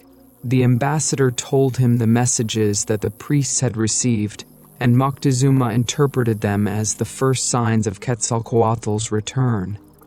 4. The front patio in front of the Temple of the Eagle Knights was occupied by 12 human figures forming a circle. They were great warriors, and were completely naked except for their enormous plumes. They were preparing for a test that would begin the ceremony to which the great Tlatoani was invited. In his right hand, each of them held a torch that he placed on a brasero, while the bravest of the 12 took his own penis with his left hand, and with his right he inserted a large Magi needle tied to a thin thread into his scrotum, but resistant cotton thread. No grimace of pain could be seen on his face, but his body showed a slight involuntary shake, and his forehead was beaded with thick drops of sweat as he skewered himself and passed the needle to his partner on the left.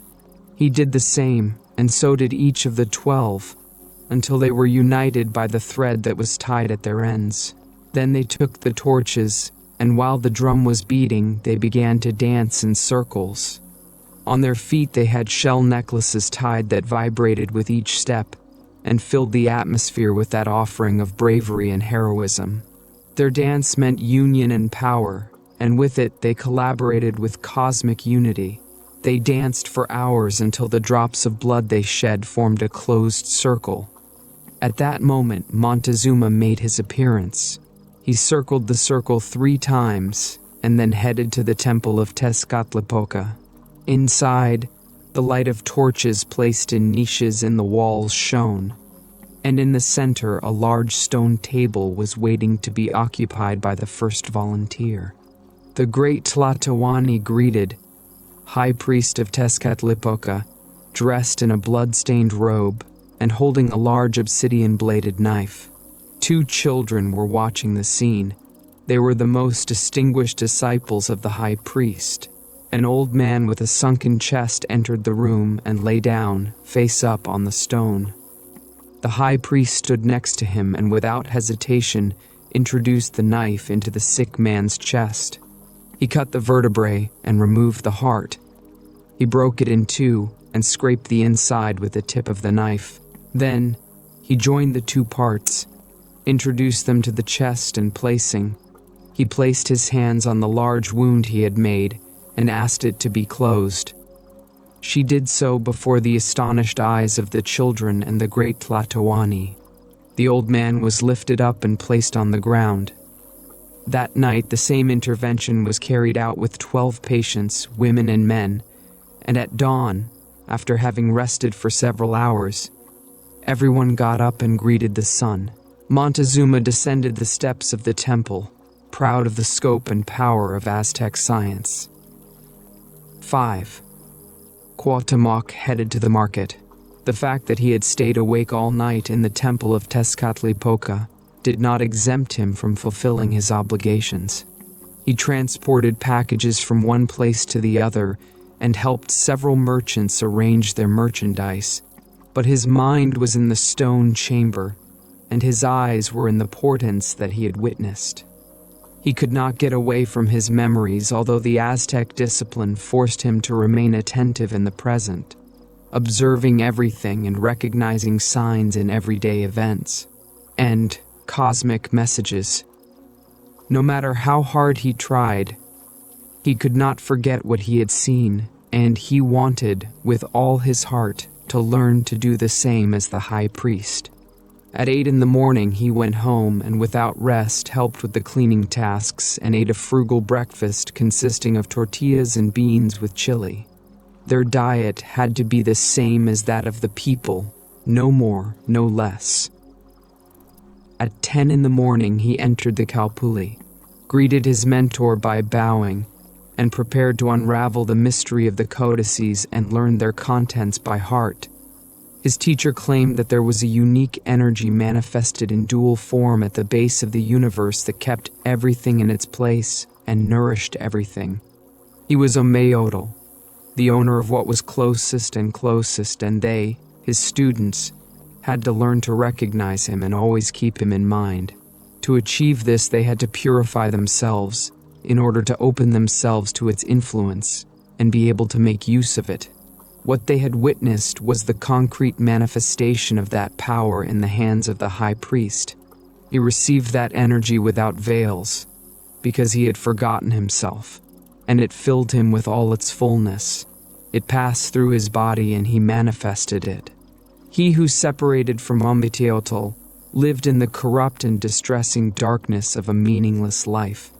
On the other hand, the one who opened himself to it reached his place in the cosmos and became a servant of the universe, thus helping to maintain it. This is how Quetzalcoatl had done it, and this is how they were destined to do it. 6. the mother of Cuauhtémoc carrying a large red clay pot. He was walking towards the drinking water source closest to his house. Every morning and night, he made the same route in order to supply his family with the precious liquid. The Aztecs had built 2 8-kilometer clay aqueducts in length from Chapultepec, where crystalline water springs abounded, to its island in the middle of the lake. In 1440, the great Tlatoani Itzcoatl had ordered them to be built, and the entire town was proud of them. The same pride was expressed by Cuauhtémoc's mother, whom she affectionately called that way. As he walked, he thought that his son was admirable. He was, along with Cuitlahuac, the best disciple of Tezcatlipoca, and stood out in the teachings of Tlaloc in addition to being a magnificent warrior. Cuauhtémoc spent all day and part of the night studying martial arts, learning the management of consciousness with the high priest of Tezcatlipoca, and attending the magic sessions of Tlaloc's followers. He had confessed to his mother that he was already able to visit Tlalocan and communicate with the beings that lived there, ethereal beings organized into groups or flocks and commanded by shepherds. He traveled in space with them to distant places, and his spirit had become capable of handling atmospheric conditions at will. Montezuma himself had sent for him in order to learn about his progress, and had predicted that he would become a great leader of the Aztec people. But something was worrying that woman, and as she filled her pot and watched the water enter its circular mouth, she thought that her son already needed a companion, and we had to find the right candidate. But who would understand, love her, and support her on her path? 7. The great Tlatoani was also worried, but the magnitude of the issues that occupied his mind were of a totally different order than those of Cuauhtémoc's mother. The Mayan ambassador had requested another audience, and in it, he had confirmed the suspicions and clairvoyances of his priests. On the coast of Yucatan, they had been able to see large boats floating on the water, and there were reports of white, bearded beings struggling to disembark. As if this were not enough, 3 events separated by just 2 years confirmed that a great change was about to occur. In 1508, Tlahuixcalpantecutli, the morning star, had opposed the sun in broad daylight instead of announcing his birth. It had even slightly stained it with a black dot.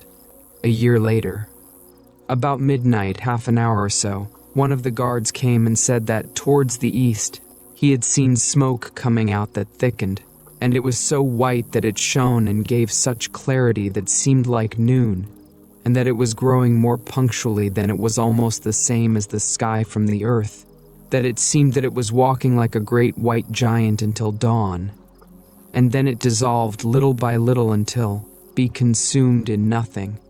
The great Tlatoani had consulted with Netzahualpili, Lord of Texcoco, a great magician, and he explained to him what it meant.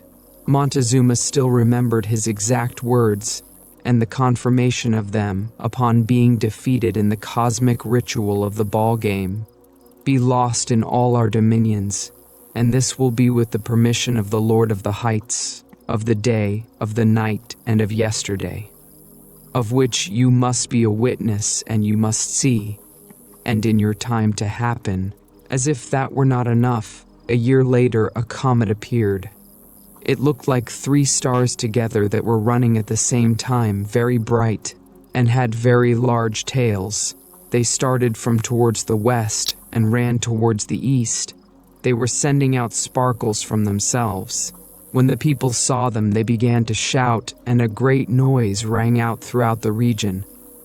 They were the omens and signs of the return of Quetzalcoatl, and Moctezuma knew that this meant that the kingdom of Huitzilopochtli would end, since the Lord of War occupied his leading position only provisionally, until the legitimate owner of Anahuac and Mexico appeared. Quetzalcoatl, for him, the great Tlatoani, that would mean ceasing to be governor and submitting to the feathered serpent, but the latter was not what worried him. On the contrary, he was more than a politician or even a warrior, a priest, and nothing hoped for him more than to see the true Quetzalcoatl occupying his rightful place. Also, what a great honor to serve you, and thus demonstrate their adherence to the cosmic order. He was nothing because only by being nothing could he receive the energy of Omeotl, the supreme lord of the universe. No, what worried him was knowing how to distinguish the false from the true. He could not submit to any usurper. He had to be sure, wait, and test the one who would come in order to be certain. There was another question that worried the great Tlatoani. Quetzalcoatl opposed human sacrifices, and Huitzilopochtli sponsored them instead. Sacrifices were necessary to maintain the sun, and although in ancient times there had been disagreement with their use, Tlacaelel had convinced everyone that there was no contradiction between the worship of Quetzalcoatl and sacrifices. What's more, some were necessary for the other, since they helped maintain the universal order. The people also saw no contradictions between Quetzalcoatl and Huitzilopochtli, and human sacrifices were venerated by everyone and considered a blessing and a great honor for the victims. In wars with neighboring towns, it was seen as bad for one warrior to kill another. The highest honor was to capture the enemy so that they could be used in sacrifices. The Florida Wars had been born and prospered for the same reason. In them, war was not fought to kill, but to capture and feed the temples with the sacred water of the blood and the flower of the heart. What worried the great Tlatoani was a very subtle but real issue. Quetzalcoatl had opposed the sacrifices, and his people supported them. Did that mean that the imminent arrival of the feathered serpent would disrupt the empire and its bases? Moctezuma left meditation on that topic for later. The important thing now was to obtain more information about what was happening in the large lake that constituted the natural and impassable border of their territory. He sent messengers to the coast and asked them to be attentive and draw everything they saw that stood out from the everyday. 8. All Anahuac children were assigned specific training depending on their day of birth. Most would be educated to become other warriors, priests of the different gods of the Aztec pantheon. But the reach of each one would have to demonstrate it for themselves by gaining places in the ascending hierarchy of society that culminated in the Great Tlatoani. Great characters had emerged in the history of the Aztecs, but one stood out above the others: Tlacaelel. He was responsible for a speech that represented the true beginning of the empire, and all subsequent Aztec greatness was owed to him.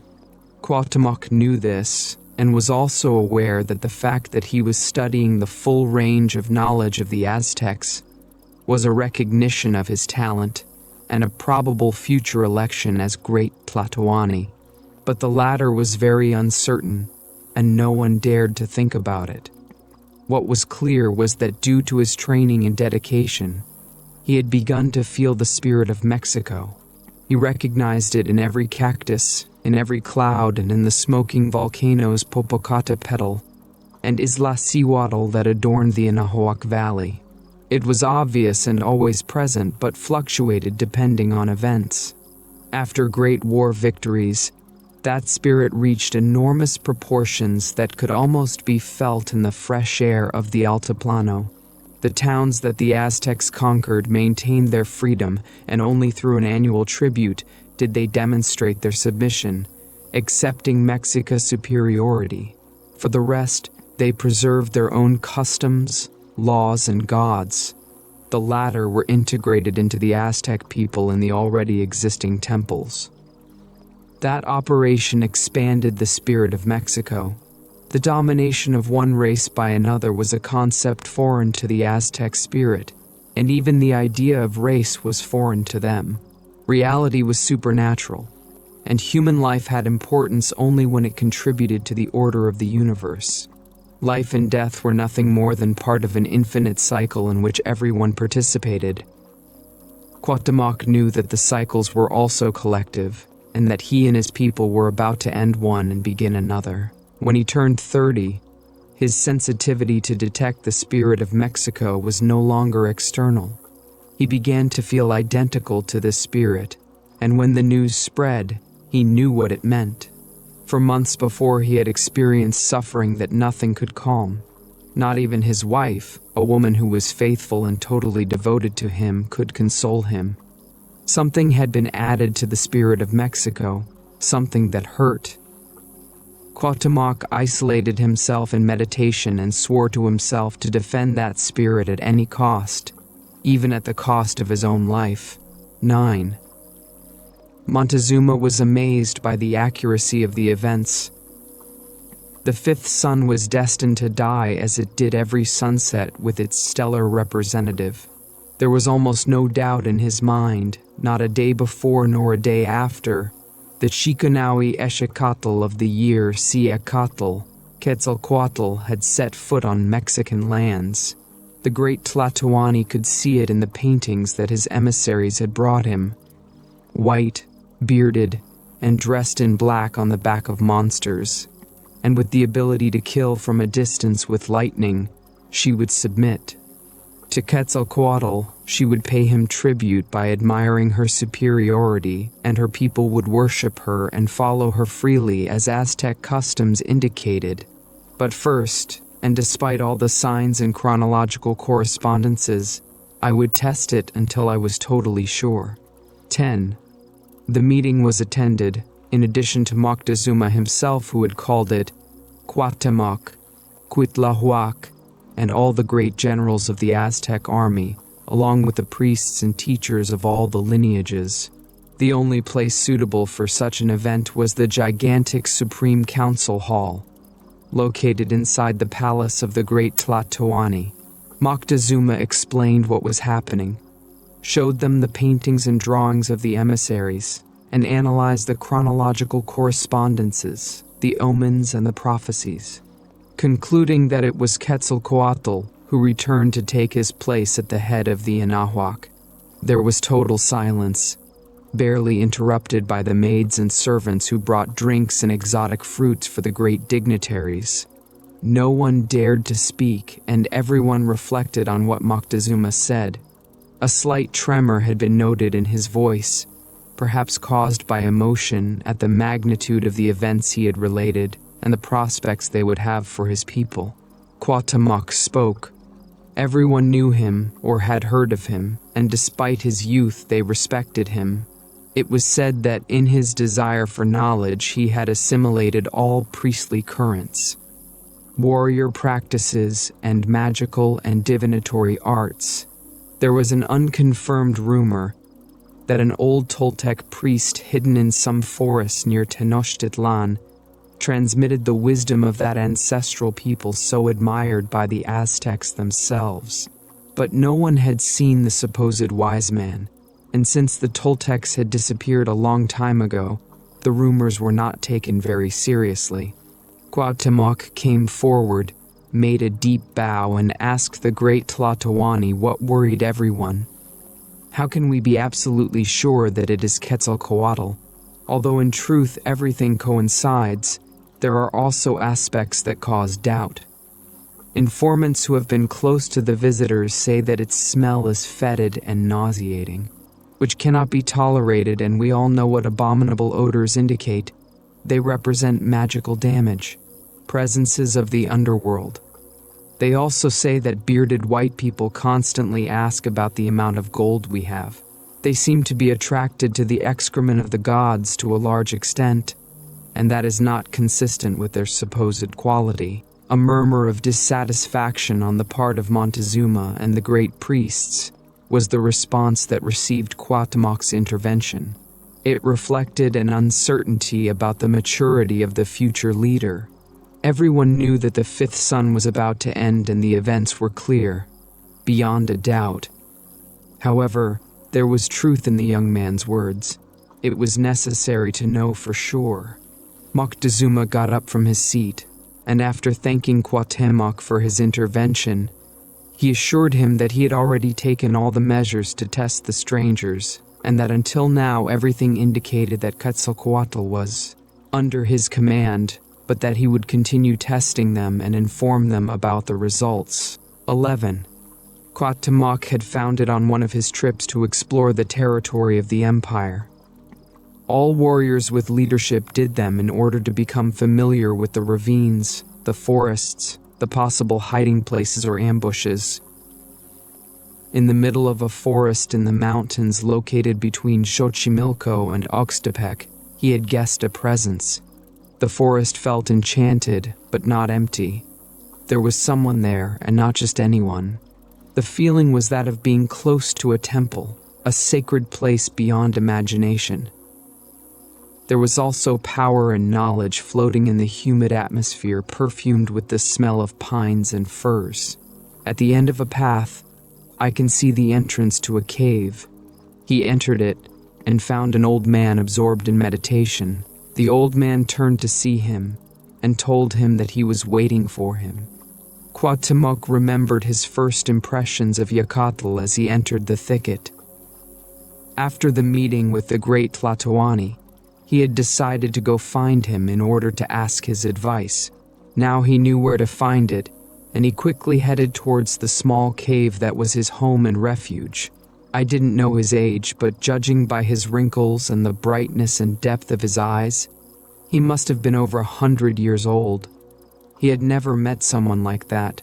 Not even the high priest of Tezcatlipoca was equal to him in wisdom and clairvoyance. Being next to Yacatl was like being next to Omariotl himself personified. They hardly spoke, but their closeness was enough for Cuauhtémoc's body and mind to become stronger. On this occasion, Cuauhtémoc was going to break the silence of all previous meetings. He approached the cave and could see the orange color of the burning logs of a bonfire that Yacatl had made. He entered the cave and sat down next to her. "I already know." Yacatl suddenly told him, "I know why you have come. I too have felt pain and wondered about its meaning, and I can tell you that it is inevitable what will happen. Our people will be subdued, and everything will change." Cuauhtémoc was overcome with deep sadness. He too had felt the inevitability of events, but needed confirmation from someone like Yacatl. "Are they really Quetzalcoatl?" he asked, feeling a lump in his throat. "No, they are not. They are ordinary men, much less evolved than you, but that does not matter. If not them, it would be others. But at the end of the day, two are instruments." Cuauhtémoc asked for clarification, and Yacatl took his hand and led him outside the cave. "Look," he ordered. "Look how everything is intertwined." Cuauhtémoc carefully observed the leaves that covered the forest floor, the light that passed through the branches and leaves of the trees and the ferns that were abundant in that rainy season. He thought he saw a kind of translucent spider web illuminated by sunlight. "I see like silver threads," he said to Yacatl. It suddenly hit his left shoulder blade, and Cuauhtémoc was amazed at the vision that appeared before his eyes. The translucent lines that were barely blurred before acquired solidity, and an intricate and perfect network uniting everything began to vibrate. It seemed as if life passed through the network that connected tree to tree and his own body to Yacatl's. His thoughts appeared like lights that traveled from his head to his teachers and vice versa. He looked at Yacatl's forehead and saw two large bundles of threads moving away, penetrating the earth and the sky. Yacatl smiled with satisfaction when he realized that Cuauhtémoc saw just as he did. He taught him to distinguish the emanations from inside his body and the connections they established with those outside. It showed him how the alignment of defined bands created reality and instructed him to change his focus. "The world," Yacatl told him, "is more mysterious than we believe, and these are its lines. They connect us, and beyond the Great Lake there are other men and different civilizations. The Anahuac is about to be grafted by one of them, but the operation necessary to achieve this will be very painful, and will take more than 500 years to heal. On the other side of the world, there are men like you and me, capable of seeing the lines of the world as we do now. They are dark and have slanted eyes. They will help us. This is what they have promised. But it is necessary to understand something, continued Yakatl. The reason for the graft is not random. We ourselves attracted it. We did not know how to maintain the abstraction of our commitment to the cosmos. We resorted to human sacrifice as a concrete means of union, and thus opened a crack and a wound in our sinlessness. 12. On August 13, 1521, Cuauhtémoc walked, upright and serene, towards the Spanish delegation. In the distance, he recognized Cortez's face, and in an instinctive gesture he tightened the handle of the knife he carried with him. Soon, very soon, the obsidian blade would be inside his heart. The only thing she wanted was to die, not only because it would free her from the yoke of the flesh and elevate her to freedom, but because her sacrifice was necessary to preserve the spirit of Mexico that he embodied. The air smelled terribly bad, and the shores of the lake were dirty and reddish.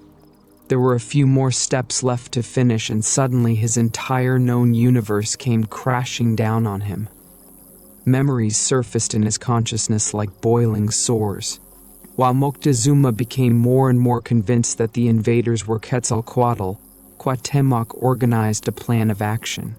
In the greatest of secrets, he summoned the most outstanding young people of all traditions and took them to the forest to meet Yakatl. He instructed them in the mysteries of Toltec science until they were all able to see the lines of world. Some of the most advanced ones even managed to control the alignment of emanations and recognized in the network that connected everything the signals and messages of the beings with slanted eyes. The forest became a kind of dimensional antenna through which beings and calls came and went, each one according to their lineage and in accordance with the god they worshipped, fed the network, and in an initiatory ceremony, they all managed to unite their power and sealed the place so that for all time to come, it would serve to feed Mexico. The continuity of the Mexican spirit was thus assured, invisible to those who did not know how to see, but clear and firm for those who, in the future, were designated to make the graft that would inevitably occur flourish. Meanwhile, the invaders had managed to penetrate Tenochtitlan, circumventing all the spells of the great Tlatoani and showing him that they were more powerful than Huitzilopochtli. Moctezuma had received them convinced that he was collaborating with the fulfillment of Quetzalcoatl's prophecy. Cuauhtémoc had watched, helpless and unable to do anything but accept fate, how Cortez had imprisoned Moctezuma, and how he had allowed it. It had not been cowardice on his part, but consistency with his principles. The great Tlatoani had understood that his captors would win, sooner or later, and it was better not to shed innocent blood. The one who had not understood what was happening was Cortez. When Moctezuma received him at the entrance to the Aztec capital, he told him that Anahuac was his by legitimacy. "Our Lord, you have become tired. You have become tired. You have already arrived on Earth. You have arrived in your city, Mexico. Here, you have come to sit on your throne. Oh, for a short time it was reserved for you. Those who have already left, your substitutes, kept it for you. The kings Istquatzin, Moctezuma the Elder, Axayacatl, Tizoc, Ahuizotl. Oh, what a brief time they saved for you. They dominated Mexico City. Under his back, under his coat, the town was involved. They have to see. Perhaps they will know what they left behind, what they left behind. I wish one of them were watching, would see with amazement what I now see coming in me. No, it's not that I dream. I don't get up from sleepy sleep. I don't see it in dreams. I'm not dreaming. I've already seen you, it's just that I have already put my eyes on your face. 5-10 days ago I was distressed. had his sights set on the region of mystery. And you have come among clouds, among mists, as if this is what the kings have told us, those who ruled in your city, that you would have to settle in your seat, that you should come here. Well, now it is done, you have already arrived. With great fatigue, with eagerness you came. Come to your land, come and rest, take possession of your royal houses, give refreshment to your body. You come to your land, our lords. No one, convinced that it was the same Quetzalcoatl returning to claim his place, would have done anything else.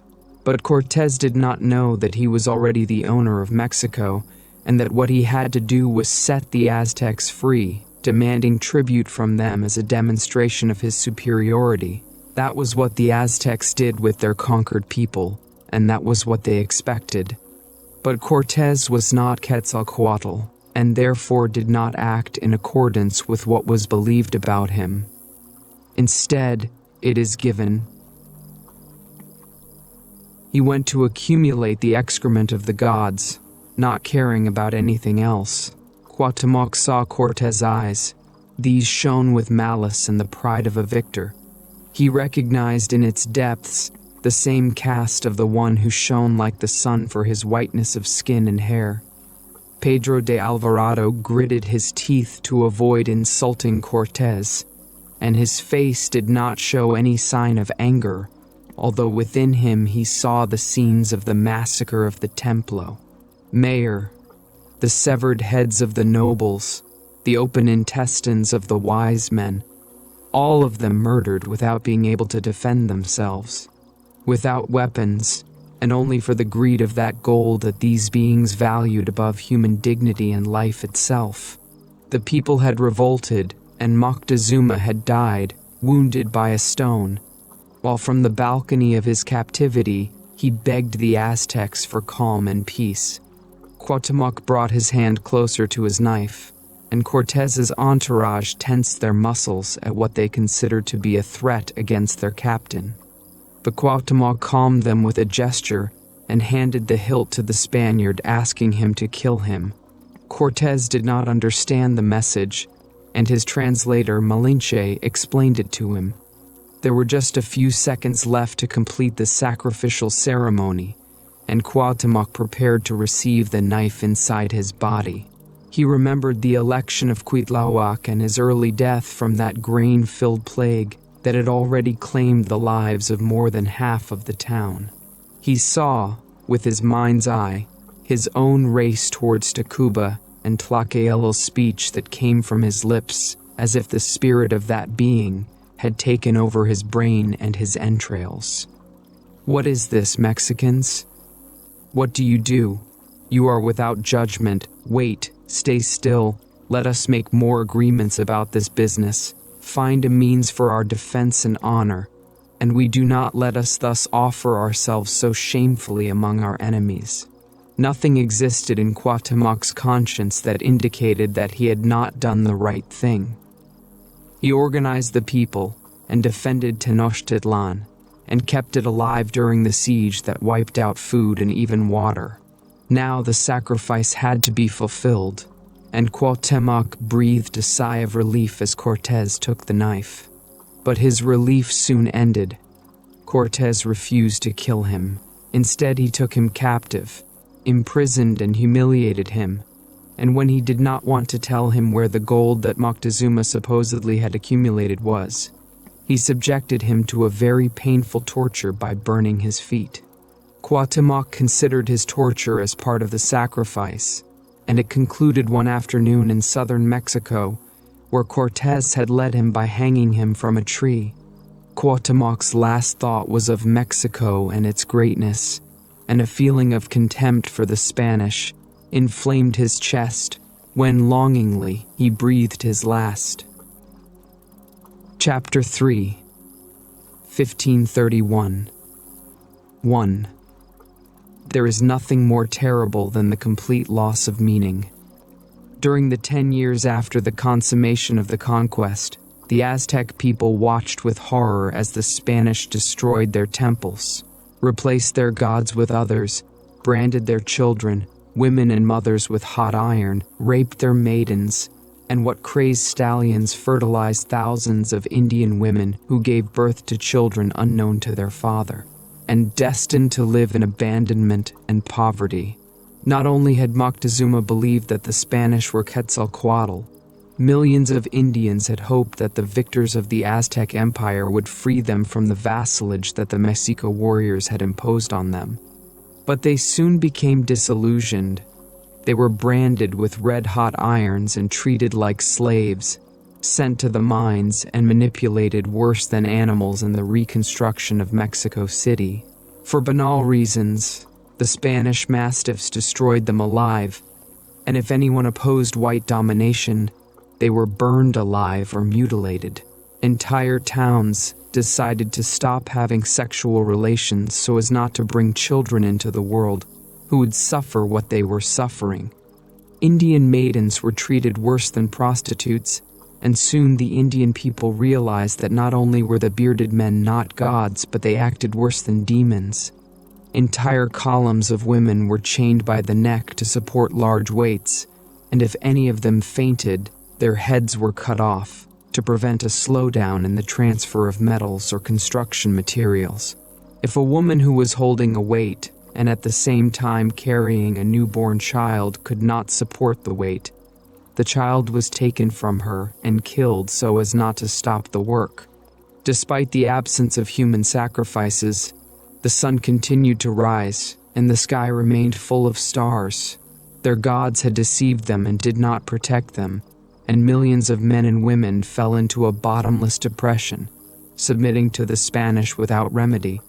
They began to doubt everything they had been taught in the calculus, and only the strongest decided to preserve their beliefs, teaching them to their children and hiding the sacred images of their deities under the skirts of the figures of Christian saints and in the bases of crucifixes. They remembered their codices and all the pictographic symbolism they hid. Everything had been a symbol, and the supreme god Omteotl could be represented in dozens of different forms. In reality, it had been in everything, especially in the flowers and the songs. But now there were no more flowers, and singing was prohibited. But the turquoise blue color of the sky, the stars, and the names remained. Citlalinikyu, the one with the skirt of stars, Yohwali Eshakatl, night wind, invisible, impalpable, Tekoliguengui, she who is dressed in black, Tonatiu, he who is making the day, Silalatonak, astro that makes things shine, Tezcatlanextia, mirror he who makes things appear, Yeslagwengui, he who is dressed in red, Tlalakatl, he who covers the earth with cotton, Teokoyani, creator of men, Tlog, Nahuag, lord of the close and together. 2. In the 8th century AD, Buddhism had been brought to Tibet by Padmasambhava, and from that period it had more than enough time to acclimatize to the culture of the country, magical and colorful. On the large and elevated peaks of the snowy mountains, the monasteries flourished, and the lamas, happy and spontaneous, studied in them since they were children.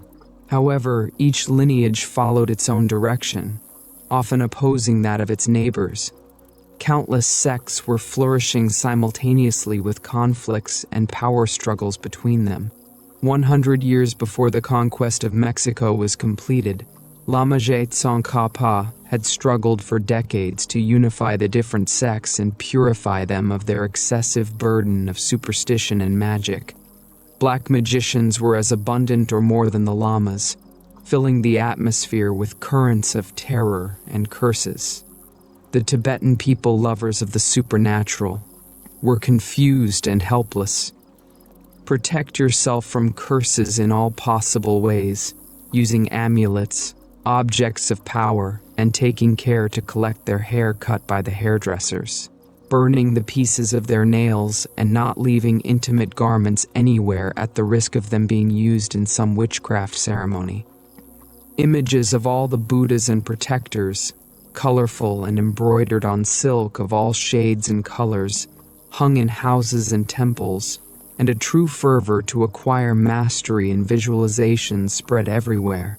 Sophisticated mental power techniques were practiced that allowed remote travel and the materialization of all kinds of objects.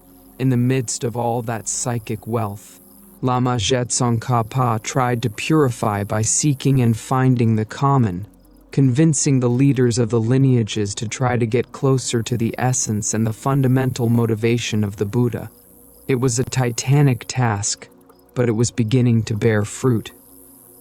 One of the most significant was the construction of the Ganden Monastery, in a gigantic complex with more than 300 buildings that could house thousands of followers. Lama Tsongkhapa was proud of having achieved it and educated his monks with all zeal and in the strictest manner, because he knew that the spiritual future of the Tibetan nation depended on them. The second Dalai Lama led the Order of the Yellow Caps Digalugs Pa, created by Lama of Tsongkhapa 100 years earlier. He was an extraordinarily sensitive being and famous for his perceptions and his desire to continue Tibetan unification. He himself remembered what had happened more than 10 years ago, while struggling to create a unification strategy, and in one of his nightly meditations, he had heard a piercing call for help. It came from the other end of the world, and was sent by people similar to him, and with great gifts. He responded to the call, and for months he communicated remotely with the person who transmitted it. He had even been able to decode his name, Yakatl. He told him what was about to happen to his people, the graft that would occur, and the terrible suffering that would ensue. Together they planned a strategy, and the sender unknowingly helped the second Dalai Lama solve his riddle. To unify a nation, it was necessary to find the common points and synergies of apparently opposite tendencies. Then, find a means to make such synergies visible, and finally ensure that it would be known by everyone. The most effective Tibetan technique to achieve this was to capture, in an image, all the detected components, and then internalize them through visualization. He proposed it to Yakatl and he accepted, but the elements and synergies would not be known for more than 10 years, and in that period, nothing could be done. It would be 10 terrible but necessary years for the fusion elements and nuances of the new race necessary to create the image to begin to manifest. 3. Yakatl had died around the middle of the 10 years. The second Dalai Lama had accompanied him during his ordeal. The bearded savages had found him in his cave while he was meditating, and had burned him alive there. He also guided him through the bardo after his death, and still maintained contact with him through ceremonies, in which the most advanced of his monks participated. They met in the forest near the cave where Yakatl had lived, and together they toured the Indian territory, watching with horror what was happening there. They paid attention to newborn children of Spanish fathers and indigenous mothers. In them was the secret of what they were looking for. They admired, 1,000 times, the beauty of her skin, smooth and brown, and the depth of her eyes, alert and curious, and they cried with them as they observed their abandonment and pain. The second Dalai Lama felt sorry for him, and his soul suffered, but he continued to observe. Along with Yakatl, he learned the language of the natives, and an 8-year-old mestizo girl helped create the perfect synergy. Over the next 2 years, they created the image. It contained, in perfect balance, the common dominators of both cultures with all their symbols. However, it was addressed especially to the subjugated people, and in a pictographic language that they would surely understand. The face was that of a mestizo girl or young woman, sweet and loving and full of purity and compassion. It synthesized perfectly the fusion of the East and the West, the first with Indian blood of distant Mongolian origin, and the second, Spanish-Iberian and Roman synthetic representative of the old world. The product, a totally new being, had in itself all the possibilities and a more global openness to all human values. A blue mantle studded with stars covered the young woman, Shutilmatli. Jacobo called it the turquoise tilma, and it was the same genus that had covered the greatest Tlatoanis and recalled Huitzilopochtli, inhabitant of the seventh of the 13 heavens. The stars remembered Sitlalanikiwi, the one with the skirt of stars salting her like Omeotl in her feminine phase. The image incorporated the invisible and impalpable of Yowali Ekakatl through the dark blue sky full of stars. His belt recalled the snake that surrounds the Coatlicue and activated, due to its black color, another of the names of Ometeotl, Tekoliguengui, the one dressed in black. Tonatiu, Sitlalatonak, and Tezcatlanextia were also there in the solar flower at the height of the womb and in its radiance. The moon and the sun were there in the same image, Quetzalcoatl and Tlahuitzcalpantecutli. Lord of the Morning Star also symbolized there by some feathers supporting the entire image. On his neck was a jade oval, just like the one the statues of the gods carried on their chest as a representation of their soul, and inscribed on it, the Christian cross. The image spoke for itself, and synthesized all the beliefs of the Aztec people, showing them together in the new being that was the product of the two opposing races. The second Dalai Lama considered it a true key to unified and nuanced symbols of love and compassion. Jacobo agreed. 4. But the image was not only a synthetic swarm of symbols or a magical formula to achieve the awakening of consciousness. It represented something real, but potentially, the spirit of Mexico in continuity with the new race created from a graft. In it, the essence of the Mexican spirit was inscribed. In it, the sacrifice of Cuauhtémoc lived and nourished a nascent vitality, and not just a memory of the past. The new being that was Mexico embodied in it its noblest future. The people he represented were there in their most compassionate character, most full of light and love. It was a masterpiece of Tibetan science, and like all images of the Buddhas, it represented the most sublime of the being. But it was not a Tibetan image. He was the Tulatar deity of New Mexico, Ometeotl incarnate, and the ideal future of the new race. What followed was waiting for the appropriate time and place to show it, and that implied a true feat not only of visualization but of materialization. The second Dalai Lama delved into the mysteries of his tradition and achieved mastery in his secret techniques. 5. In 1531, Juan Diego, an Indian with a noble spirit, heard a voice while walking on the Tepeyac Hill. It was winter, and everything was dry and frozen. He knew that the birthplace of Huitzilopochtli passed through the abode of Coatlicue. He heard a voice that loved him. He approached the place where the sound came from, and saw a resplendent and wonderful image that spoke to him in perfect Nahuatl, in impeccable Tecpilotoli, the noble speech. Nahuatl, I am, in Nizanguisca, the entirely, Zemicac, forever, Ishpochli, Virgin, Santa Maria in Inatzin, Holy Mary Mother of, in Huel Nelly, the true good, Teotl Dios, God, in Ipalnimohuani, Lord for whom he lives, in Teokoyani, creator of men, in Tlog Nawag, Lord of the near and together, he who fits everything in Ilhuikawa and Tlaltepec, Lord of heaven and earth. She told him that she was the mother of Ometeotl, that she had come to protect the Indians, love them, and take care of them, and that she wanted a temple to be built in that place. He asked him to go and inform the bishop so that he could take care of it. Juan Diego obeyed but was not believed. He returned to give the bad news, and Omeotl's mother called him again and again, asked him to go see the bishop. Juan Diego agreed, but with the same results as before.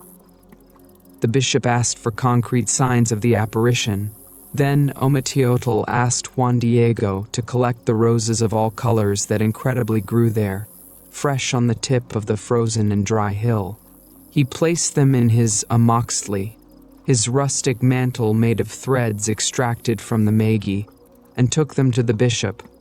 By dropping the flowers on the amoxtli, the image appeared inscribed and perfect. The bishop ordered a temple to be built to name her Virgin of Guadalupe. Just as the second Dalai Lama and Yakarl had foreseen, the image was understood by the Indian in all its symbols and became his spiritual safeguard. Thousands of indigenous people came to admire her at her temple, and they all read the mystery of continuity in the new codex. Chapter 4, 1723. 1. Nahual Nestor saw the figure of a man approaching in the distance. He recognized an extraordinary pattern in its luminosity and prepared for the encounter. Nestor descended from an unbroken chain of men of knowledge that went back to the most distant antiquity. The last of the known Nahualas of his lineage was called Yacatl, and he had died a few years after the conquest, exactly in 1526 when he was 110 years old.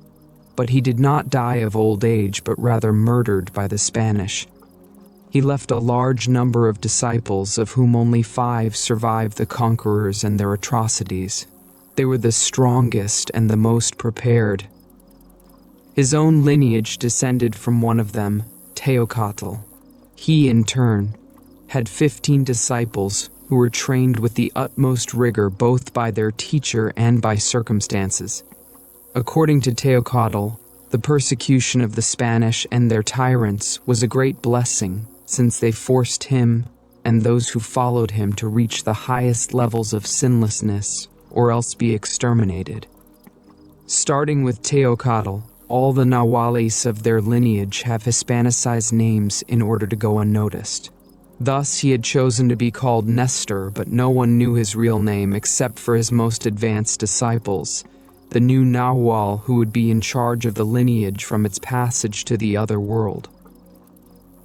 He would not die like the rest of men, but would cross the border between 2 worlds consciously and voluntarily.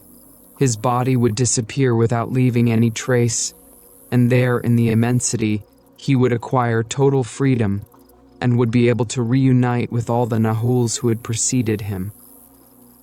The approaching man had come so close that his features could now be easily distinguished. The Nahual Nestor squinted and saw the central part of his visitor's luminous egg and found it intact. Afterwards, he analyzed the range of their emanations and noted to his astonishment that most of them shone with their own light. That man knew the secrets of witchcraft and had much experience in controlling and managing his focus. He received him delighted and invited him to sit next to him. They were at the top of a mountain, and from their place, they could see an immense desert territory that was completely uninhabited. 2.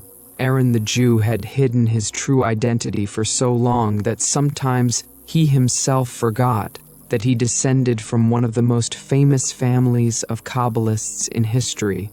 Precisely the same year that Columbus discovered America, his ancestors were forced to leave Spain even though they had been born there and lived for 800 years in Iberian lands. His family took refuge in Portugal and took advantage of the discovery of the new continent to move there with the first immigrants. They hoped that they would not be persecuted, but soon the Holy Inquisition was established in New Spain, and they had to pass themselves off as Christians. As a child, Aaron was baptized, but his parents warned him that the ceremony had been just a hoax. Hidden, they prayed to Jehovah and believed in the one and almighty God. At night, Aaron's father explained Jewish mysticism to him and trained him in the secrets of Kabbalah. But soon, the inquisitors discovered the family's true religion and arrested Aaron's parents while he managed to escape. He was 19 years old, and from that moment on he felt alone in the world. There was no one to explain what he was experiencing to, and the fear of being recognized as a Jew followed him everywhere. At night, he remembered his father's teachings and his Judaism. He did Kabbalistic meditation exercises, and his sensitivity increased every day. I felt. Waves of pain were in the atmosphere, and he knew that they came from the suffering of the Indians, not only from the present, but from what had accumulated since the conquest. That suffering was palpable and almost solid. He supported himself by working as a carpenter, and from time to time attended Christian masses to save appearances. At 25 years old, he decided to end the pain. He asked God for help and retired to a forest located 50 kilometers from Xochimilco, in the direction of Oxtepec. He built a wooden shelter and spent 27 days meditating there. The forest was uninhabited, and for the first time he is not afraid to talk to God out loud, pray in Hebrew, and activate his Kabbalah openly. After 15 days, he felt a presence, and in his dreams he was able to communicate with her. He was a very old Indian, and he showed him a desert landscape and a mountain. At the top, there was someone waiting for him. The Indian told him that he could talk to that person without fear and also continue his learning. Every night he dreamed the same thing, and on the last day of his retirement, he started walking in the direction that the Indian had indicated to him. He walked for 3 months without stopping until he entered the desert and could see the mountain. There was someone at the top, and he knew it was the person of his dreams. He approached him and was invited to sit next to him. 3. For 3 days they didn't speak. They sat on a rock to observe the desert and feel each other. Silent knowledge flowed between them, and at night they dreamed similar things. Aaron thanked God for the meeting, and Nestor understood that his lineage would no longer be the same after the meeting. Something in Aaron's energy was equal to that of Nestor, but there was another part that the Nawal sensed was older than that of his own lineage and full of magnificent knowledge.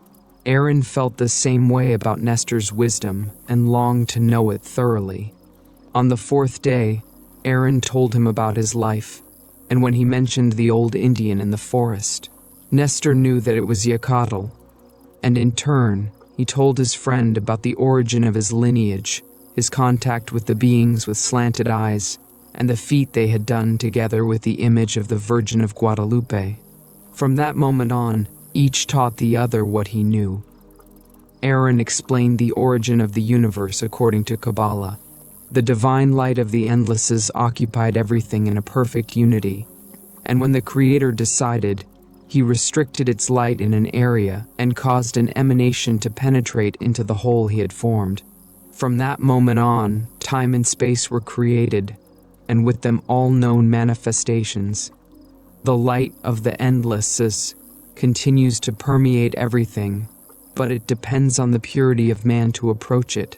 When he achieves this, he acquires the same qualities of God. It unites itself and becomes a suitable receptacle to receive the light in maximum proximity to the Creator. This is found in every place and in everything, and in itself is the perfect unity. Ombatioti. The Nahual responded, "It is the same God that you speak of. We men," he continued, "have a luminous body full of internal emanations, which couple with the external ones and allow us to perceive. The greater the number of emanations that can be aligned, the greater the power and clairvoyance of the man of knowledge. It is the same as what you say. The greater the purity and sinlessness, the closer one is to the light. In our lineage, we learn to see and control the alignment of an increasing number of bands of emanations until we turn them all on. And at that moment, we gain total freedom." Of course, Aaron told him, at that moment they manage to unify and become unified, be placed in the Yehida, the most perfect stratum of the soul. 4. Together, they walked for days in the desert, while the Nahual taught his visitor to recognize the messages of the allies and protectors. Aaron, for his part, showed him the way to rescue consciousness from all matter. Next to a large precipice, Nestor threw himself into the void and returned, no damage, to the astonishment of Aaron, who begged him to teach him how to do it. Aaron learned to manage his dream body, acquiring mastery in maintaining consciousness during sleep. And Nestor learned the Kabbalistic techniques to breathe life into the rocks and manipulate the elements at will. The energy they developed together was of such magnitude that the entire region in which they lived began to shine at night and attract disciples who settled down to live with them. 20 years after their first meeting, an entire community formed around them, and in it, new knowledge flowed and developed. A true oasis full of meaning and truths began to pulsate with a vitality and drive never seen before. The spirit of Mexico was reborn there amid the ruin and disaster of the rest of New Spain. Everyone developed special abilities. The ancient knowledge of the great priests of Tezcatlipoca was rescued there, and among the disciples, more than one managed to learn the way to heal through organ transplants and surgical operations in which materializations were daily events. Others dedicated themselves to rescuing the wisdom of Tlaloc and traveled to Tlalocan, learning to manage the atmospheric conditions. They all became interested in meditation techniques and learned to unify with Omeotl. At night, they traveled together and shared lucid dreams and explored the territory of New Spain. The community was a hotbed of talents who, after learning, went out in search of new disciples and spread the good news. Lineages were created throughout the country, but no one who was not an initiate realized what was happening. Chapter 5, 1995. 1. War had broken out 4 years earlier, and Saddam Hussein was defeated after bloody battles. The world demanded a solution to the Palestinian problem to avoid new bloodshed. At an international conference for peace in the Middle East, Israel ceded part of the occupied territories to the Palestinians in exchange for a peace treaty. 2. Then something totally unexpected began. The agricultural experts of the Israeli kibbutzim offered their help to the Palestinian government to advise them on the development of their agricultural fields, and it accepted the offer. A reciprocal movement of mutual aid then began. The Palestinians recognized that the members of the Israeli collective farms had had nothing to do with the policy of discrimination that Israel had exercised in the occupied territories. For their part, Israeli farmers understood that helping their neighbors was the only guarantee to avoid new bloodshed. 3. Meanwhile, and on the other side of the world, the economies of Canada and Mexico had been ruined by the free trade agreement they had established with the United States. The latter country had invaded its neighbors with products that none of the local manufacturers could match in price or quality. In Mexico, the difference between rich and poor had become abysmal. If a few years before, the world had witnessed the fall of real socialism, now the discontent of the population derived from the control of the market by the Yankee economy was seen as the beginning of the fall of capitalism. Incapable of solving the problems of inequality, the groups with spiritual interests that had emerged on the planet since 1968 were multiplying everywhere. Thousands of self-sufficient communities began to be created. Their ideals were not consumerist, but rather liberation from the capitalist system and a return to more natural living conditions guided by the spiritual search. In this sense, and in Mexico, a strange but powerful affinity between the Lamas of Tibet and the Mexicans was manifested in multiple contacts. The most spectacular had brought together 50,000 people in the Teotihuacan pyramids, with lamas from the Ganden monastery in the early 90s. On a visit to the site where the original image of the Virgin of Guadalupe was kept, the lamas realized the power that the tutelary deity of Mexico had and reactivated the pact they had established with her 500 years before. The visit of the 14th Dalai Lama to Mexico and an ecumenical ceremony that he had presided over in the Cathedral of Mexico strengthened the spiritual search that became more and more intense day by day. 4. Augusto and Blanca had settled in the cabin in the forest. They planted vegetables in the greenhouse and harvested fruit from the trees they had planted. They had 2 cows and a chicken coop, thus supplying themselves with fresh milk and eggs. Augusto continued working at the university and continued with his experiments aimed at the construction of a prototype capable of extracting energy directly from the lattice of space. The research was bearing its first fruits, and at an international congress, the initial results were presented. Augusto was determined to offer his invention to whoever wanted to develop it, without asking for patent rights or conditions in exchange. Instead, Niccolò Barbius Janius III was preparing for the first demonstration of the engine he had managed to develop. All patents were registered, and the invention protected by lawyers and jurists who were experts in international copyright laws. For the demonstration, he had invited large industrialists to whom he intended to sell his product in exchange for large percentages of the profits they would obtain with its application.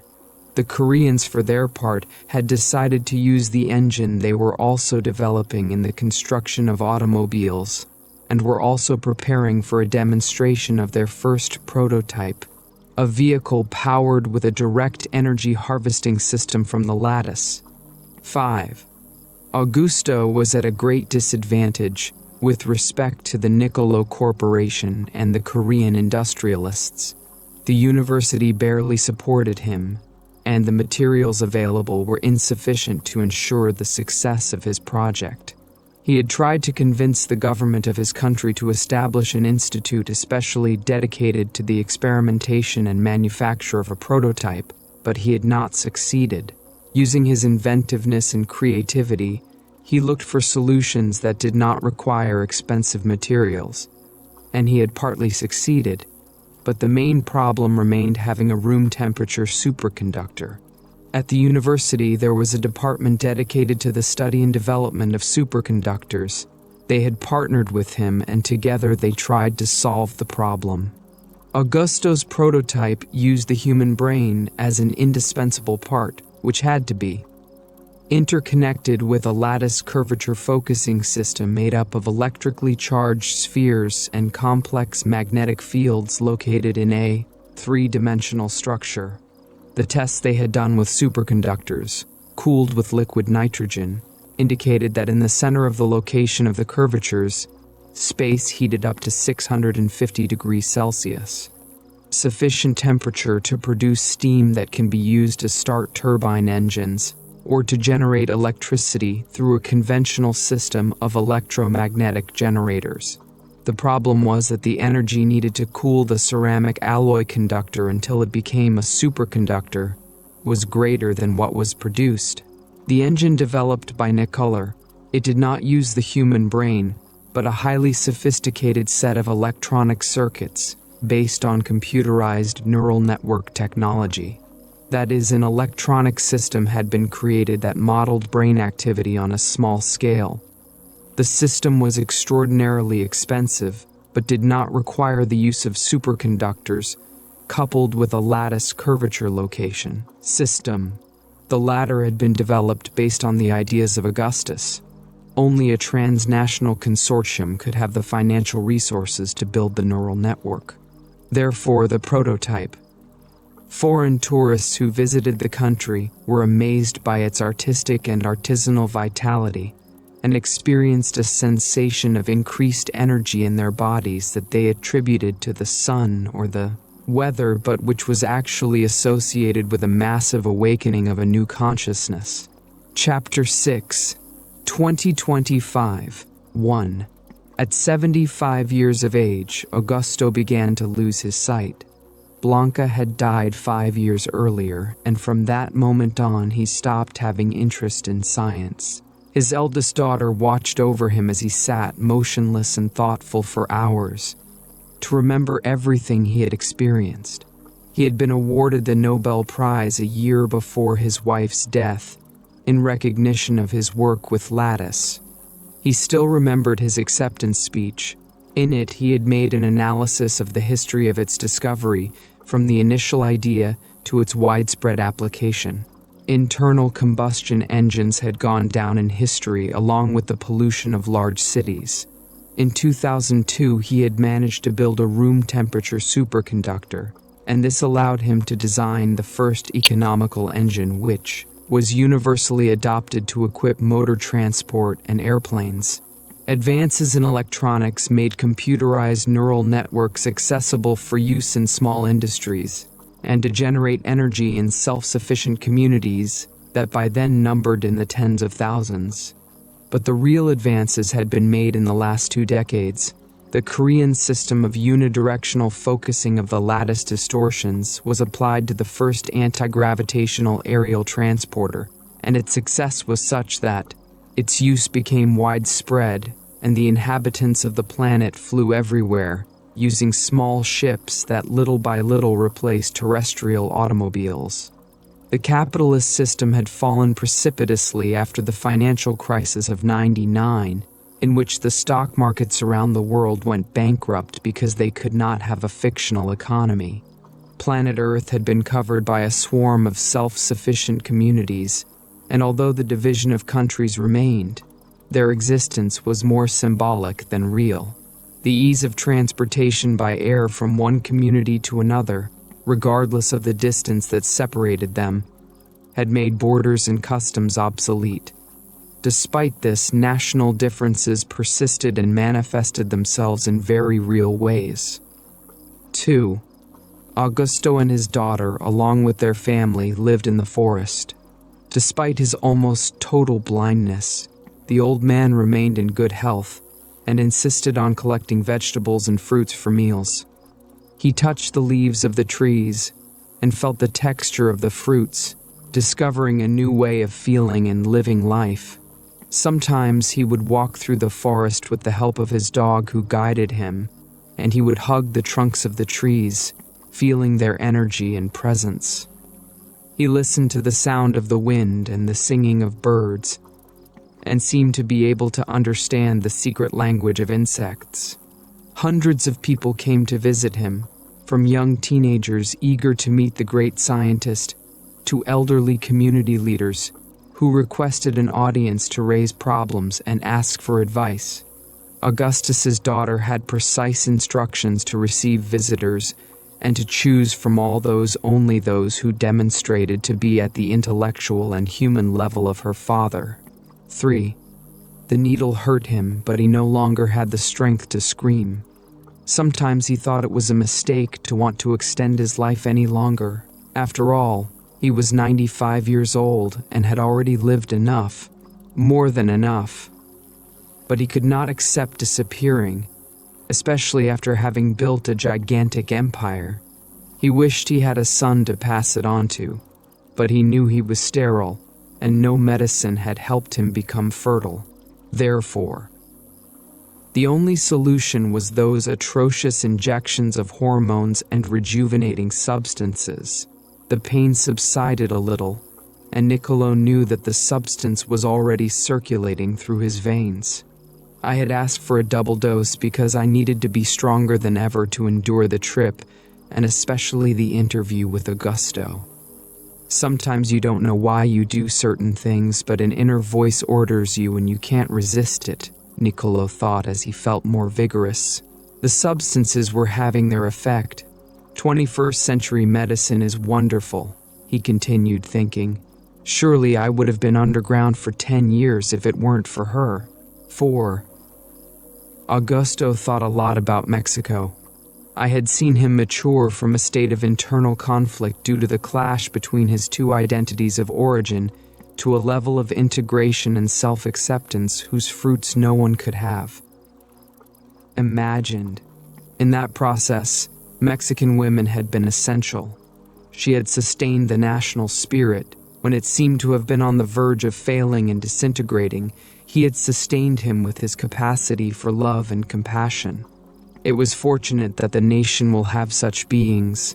loving mothers, passionate wives, and intrepid and emotional young women capable of the greatest feats. Furthermore, his sensitivity was beautiful. He could notice it in his own daughter, capable of the greatest sacrifices in order to keep her family whole and united. Thanks to that loving care, the Mexican man had managed to overcome himself and become what he was: a great artist, a magnificent poet, or an unsurpassed craftsman. The Mexican's inventiveness was amazing, as was his patience and will. Augusto never ceased to be amazed by the Mexican's ability to experience magic and mystery, and make it part of his daily life. He recognized himself responsible in some way, however minimal, for that spiritual splendor in which Mexico lived, and nothing was more pleasing to him than to receive some elderly leader aware of the special spirituality of the Mexican and in charge of stimulating and maintaining it. It was also delicious to talk with the young Mexicans so enthusiastic and curious to know themselves, and that was not easy, especially in a town that had so many odysseys and so many ways of experiencing and feeling inscribed in its genes. Much of the wisdom of antiquity had been rescued, and the new generations tried to adapt it to their ultra-modern way of life on a planet that no longer had borders. But the Mexican continued to be one, and wherever he went he was always recognized for his sparkling, daring, and at the same time tender and human-centered spirit. While he was thinking about that, an idea suddenly flashed in Augusto's mind, a strange idea that he wrote down on a piece of paper that he kept in his pants pocket. 5. During dinner, Augusto noticed his daughter's concern. He seemed to want to say something but didn't dare. Twice he dropped the cutlery, and his hands shook when he served the soup. "What's happening?" he asked curiously. She cleared her throat and read him a message from Niccolo asking for an interview with him. "I didn't know what to answer, and I haven't dared to ask you."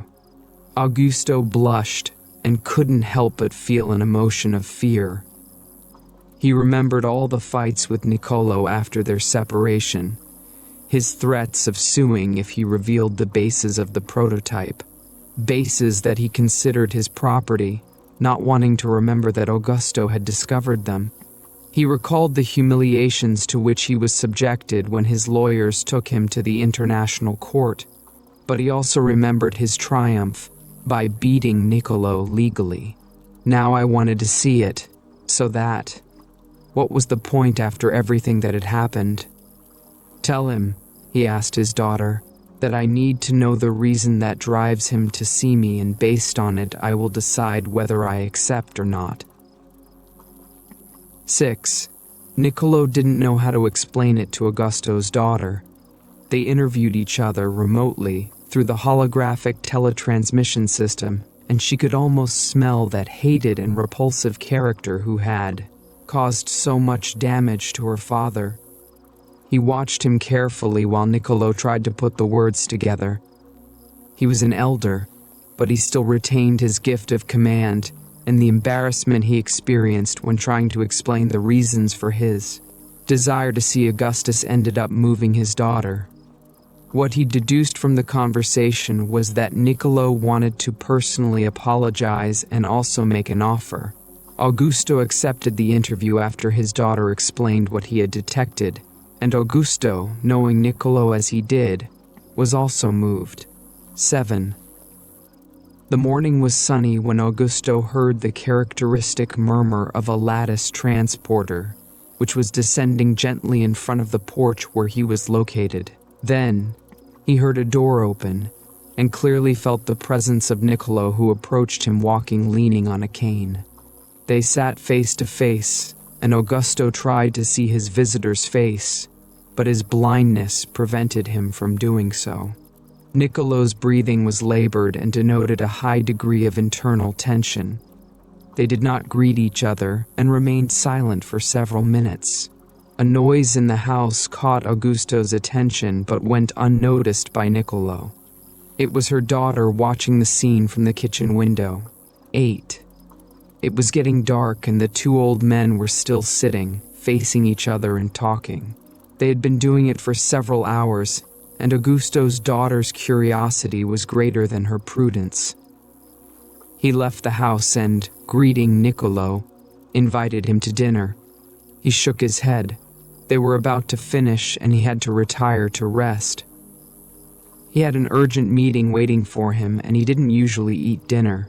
Augusto got up from his place, and to his daughter's astonishment, he hugged Niccolo and wished him happiness and peace. Father and daughter accompanied the old man to his anti-gravity transporter, and she realized that Niccolo was crying. During dinner, the daughter asked her father to tell her what they had talked about. Tomorrow I will tell you everything," Augusto answered. 9. The next morning, Augusto refused to talk at breakfast.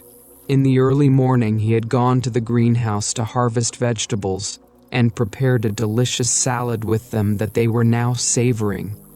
"Please tell me," his daughter asked him.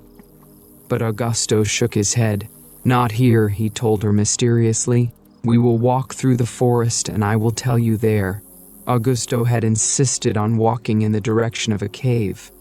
They entered it and sat next to each other while their dog settled placidly in front of the two. Augusto reached into his pocket and pulled out a piece of paper. He handed it to his daughter and she could read what was written on it. "The true prototype is the fruit of the graft." Augusto waited for some comment, and when he didn't receive it, he sighed disillusioned. "If you don't understand it, imagine poor Niccolo when he read it." Augusto's daughter insisted on braiding her long hair. She always did it when her father put her in intellectual trouble. After a few moments, he asked, "Could you explain to me what it means and stop the riddles?" Augusto laughed delightedly at his daughter's spontaneity. Niccolo understood it after several hours. "I hope you are not so slow." With a slow and calm voice, Augusto recapitulated the history of Mexico. More than 5 centuries ago, a new human being emerged in this country, the product of the union of 2 races. It was one of the most spectacular events in the history of humanity, the creation of a new race. It was, in reality, a graft made in indigenous blood, but with such abruptness and lack of care that the wound caused has taken more than 500 years to heal and flourish. The current Mexican, with all his beauty and spirituality, is the true prototype. Now you understand? "Of course," she replied. "That's obvious. But that's what you and Niccolo talked about for hours?" "For you it is obvious," Augusto smiled, "because you are one of the flowers. But for Niccolo it was a complicated and too subtle revelation for his rational mind attached to the utilitarian. But in the end, he understood. What we did with the prototype of the lattice engine was child's play compared to the real prototype." "But what did Niccolo want to tell you?" she asked curiously. "He told me that he was dissatisfied with his life, that he did not feel happy despite having achieved everything he dreamed of, that it was not enough, or that he had taken the wrong path." "That is extraordinary," she admitted enthusiastically. "And what did you say to him?" "I told him that he had not been able to find what truly matters in life, but that it was not his fault. It was his culture that had educated him that way. Then I explained to him what was happening in Mexico, and how lucky I was to be born here, because my culture did teach me what really mattered." "And what did he answer you?" "He asked me to explain it to him, and I tried as hard as I could, and in the end I didn't know if I understood it or not. I saw him cry, 'Father.' When he got into his carrier, he was in tears. Then he understood something, and if he didn't do it with his reason, his heart got the message. He also made me an offer, something truly unexpected and wonderful," Augusto continued, pausing to activate his daughter's curiosity. "And what did he offer you?" she asked, giving him a naughty slap for having her so forced. Augusto laughed like a child before answering him. He asked me to take charge of the corporation upon his death. What? That's what he offered you? And what did you answer? I told him that I would dismember it, that I would offer the patents for free, that I would use the money to create subsidiaries that help those in need, that I would make the products cheaper, and that I would use all the accumulated power to make them accessible to the communities. And what did he answer you? He grumbled as always, and after thinking about it for a while, he told me that in that case, he would be in charge of doing all that, and that if I was right, I would find peace and happiness, and if not, he would wait for me in hell to disintegrate what was left of me. Quiet and holding hands, Augusto and his daughter returned home. They walked on a carpet of leaves that Augusto delighted in rustling, and his daughter saw changing colors with the sunset. A Tsensantal began to sing. I always did it at 6 in the afternoon, like saying goodbye to the light of day and preparing for the night, full of charms and revelations. The Prototype, Jacobo Grinberg. This is a novel inspired by the situation in the Persian Gulf. The world requires an alternative energy system capable of replacing oil, and the prototype is the solution. The prototype does not use solar or nuclear energy, but rather draws power and heat directly from the basic structure of space, the lattice of space-time. However, the true prototype is not a machine, but the product of a colossal transformation. Thank you for watching. If you liked the video, please hit the like button, subscribe, and share with your loved ones.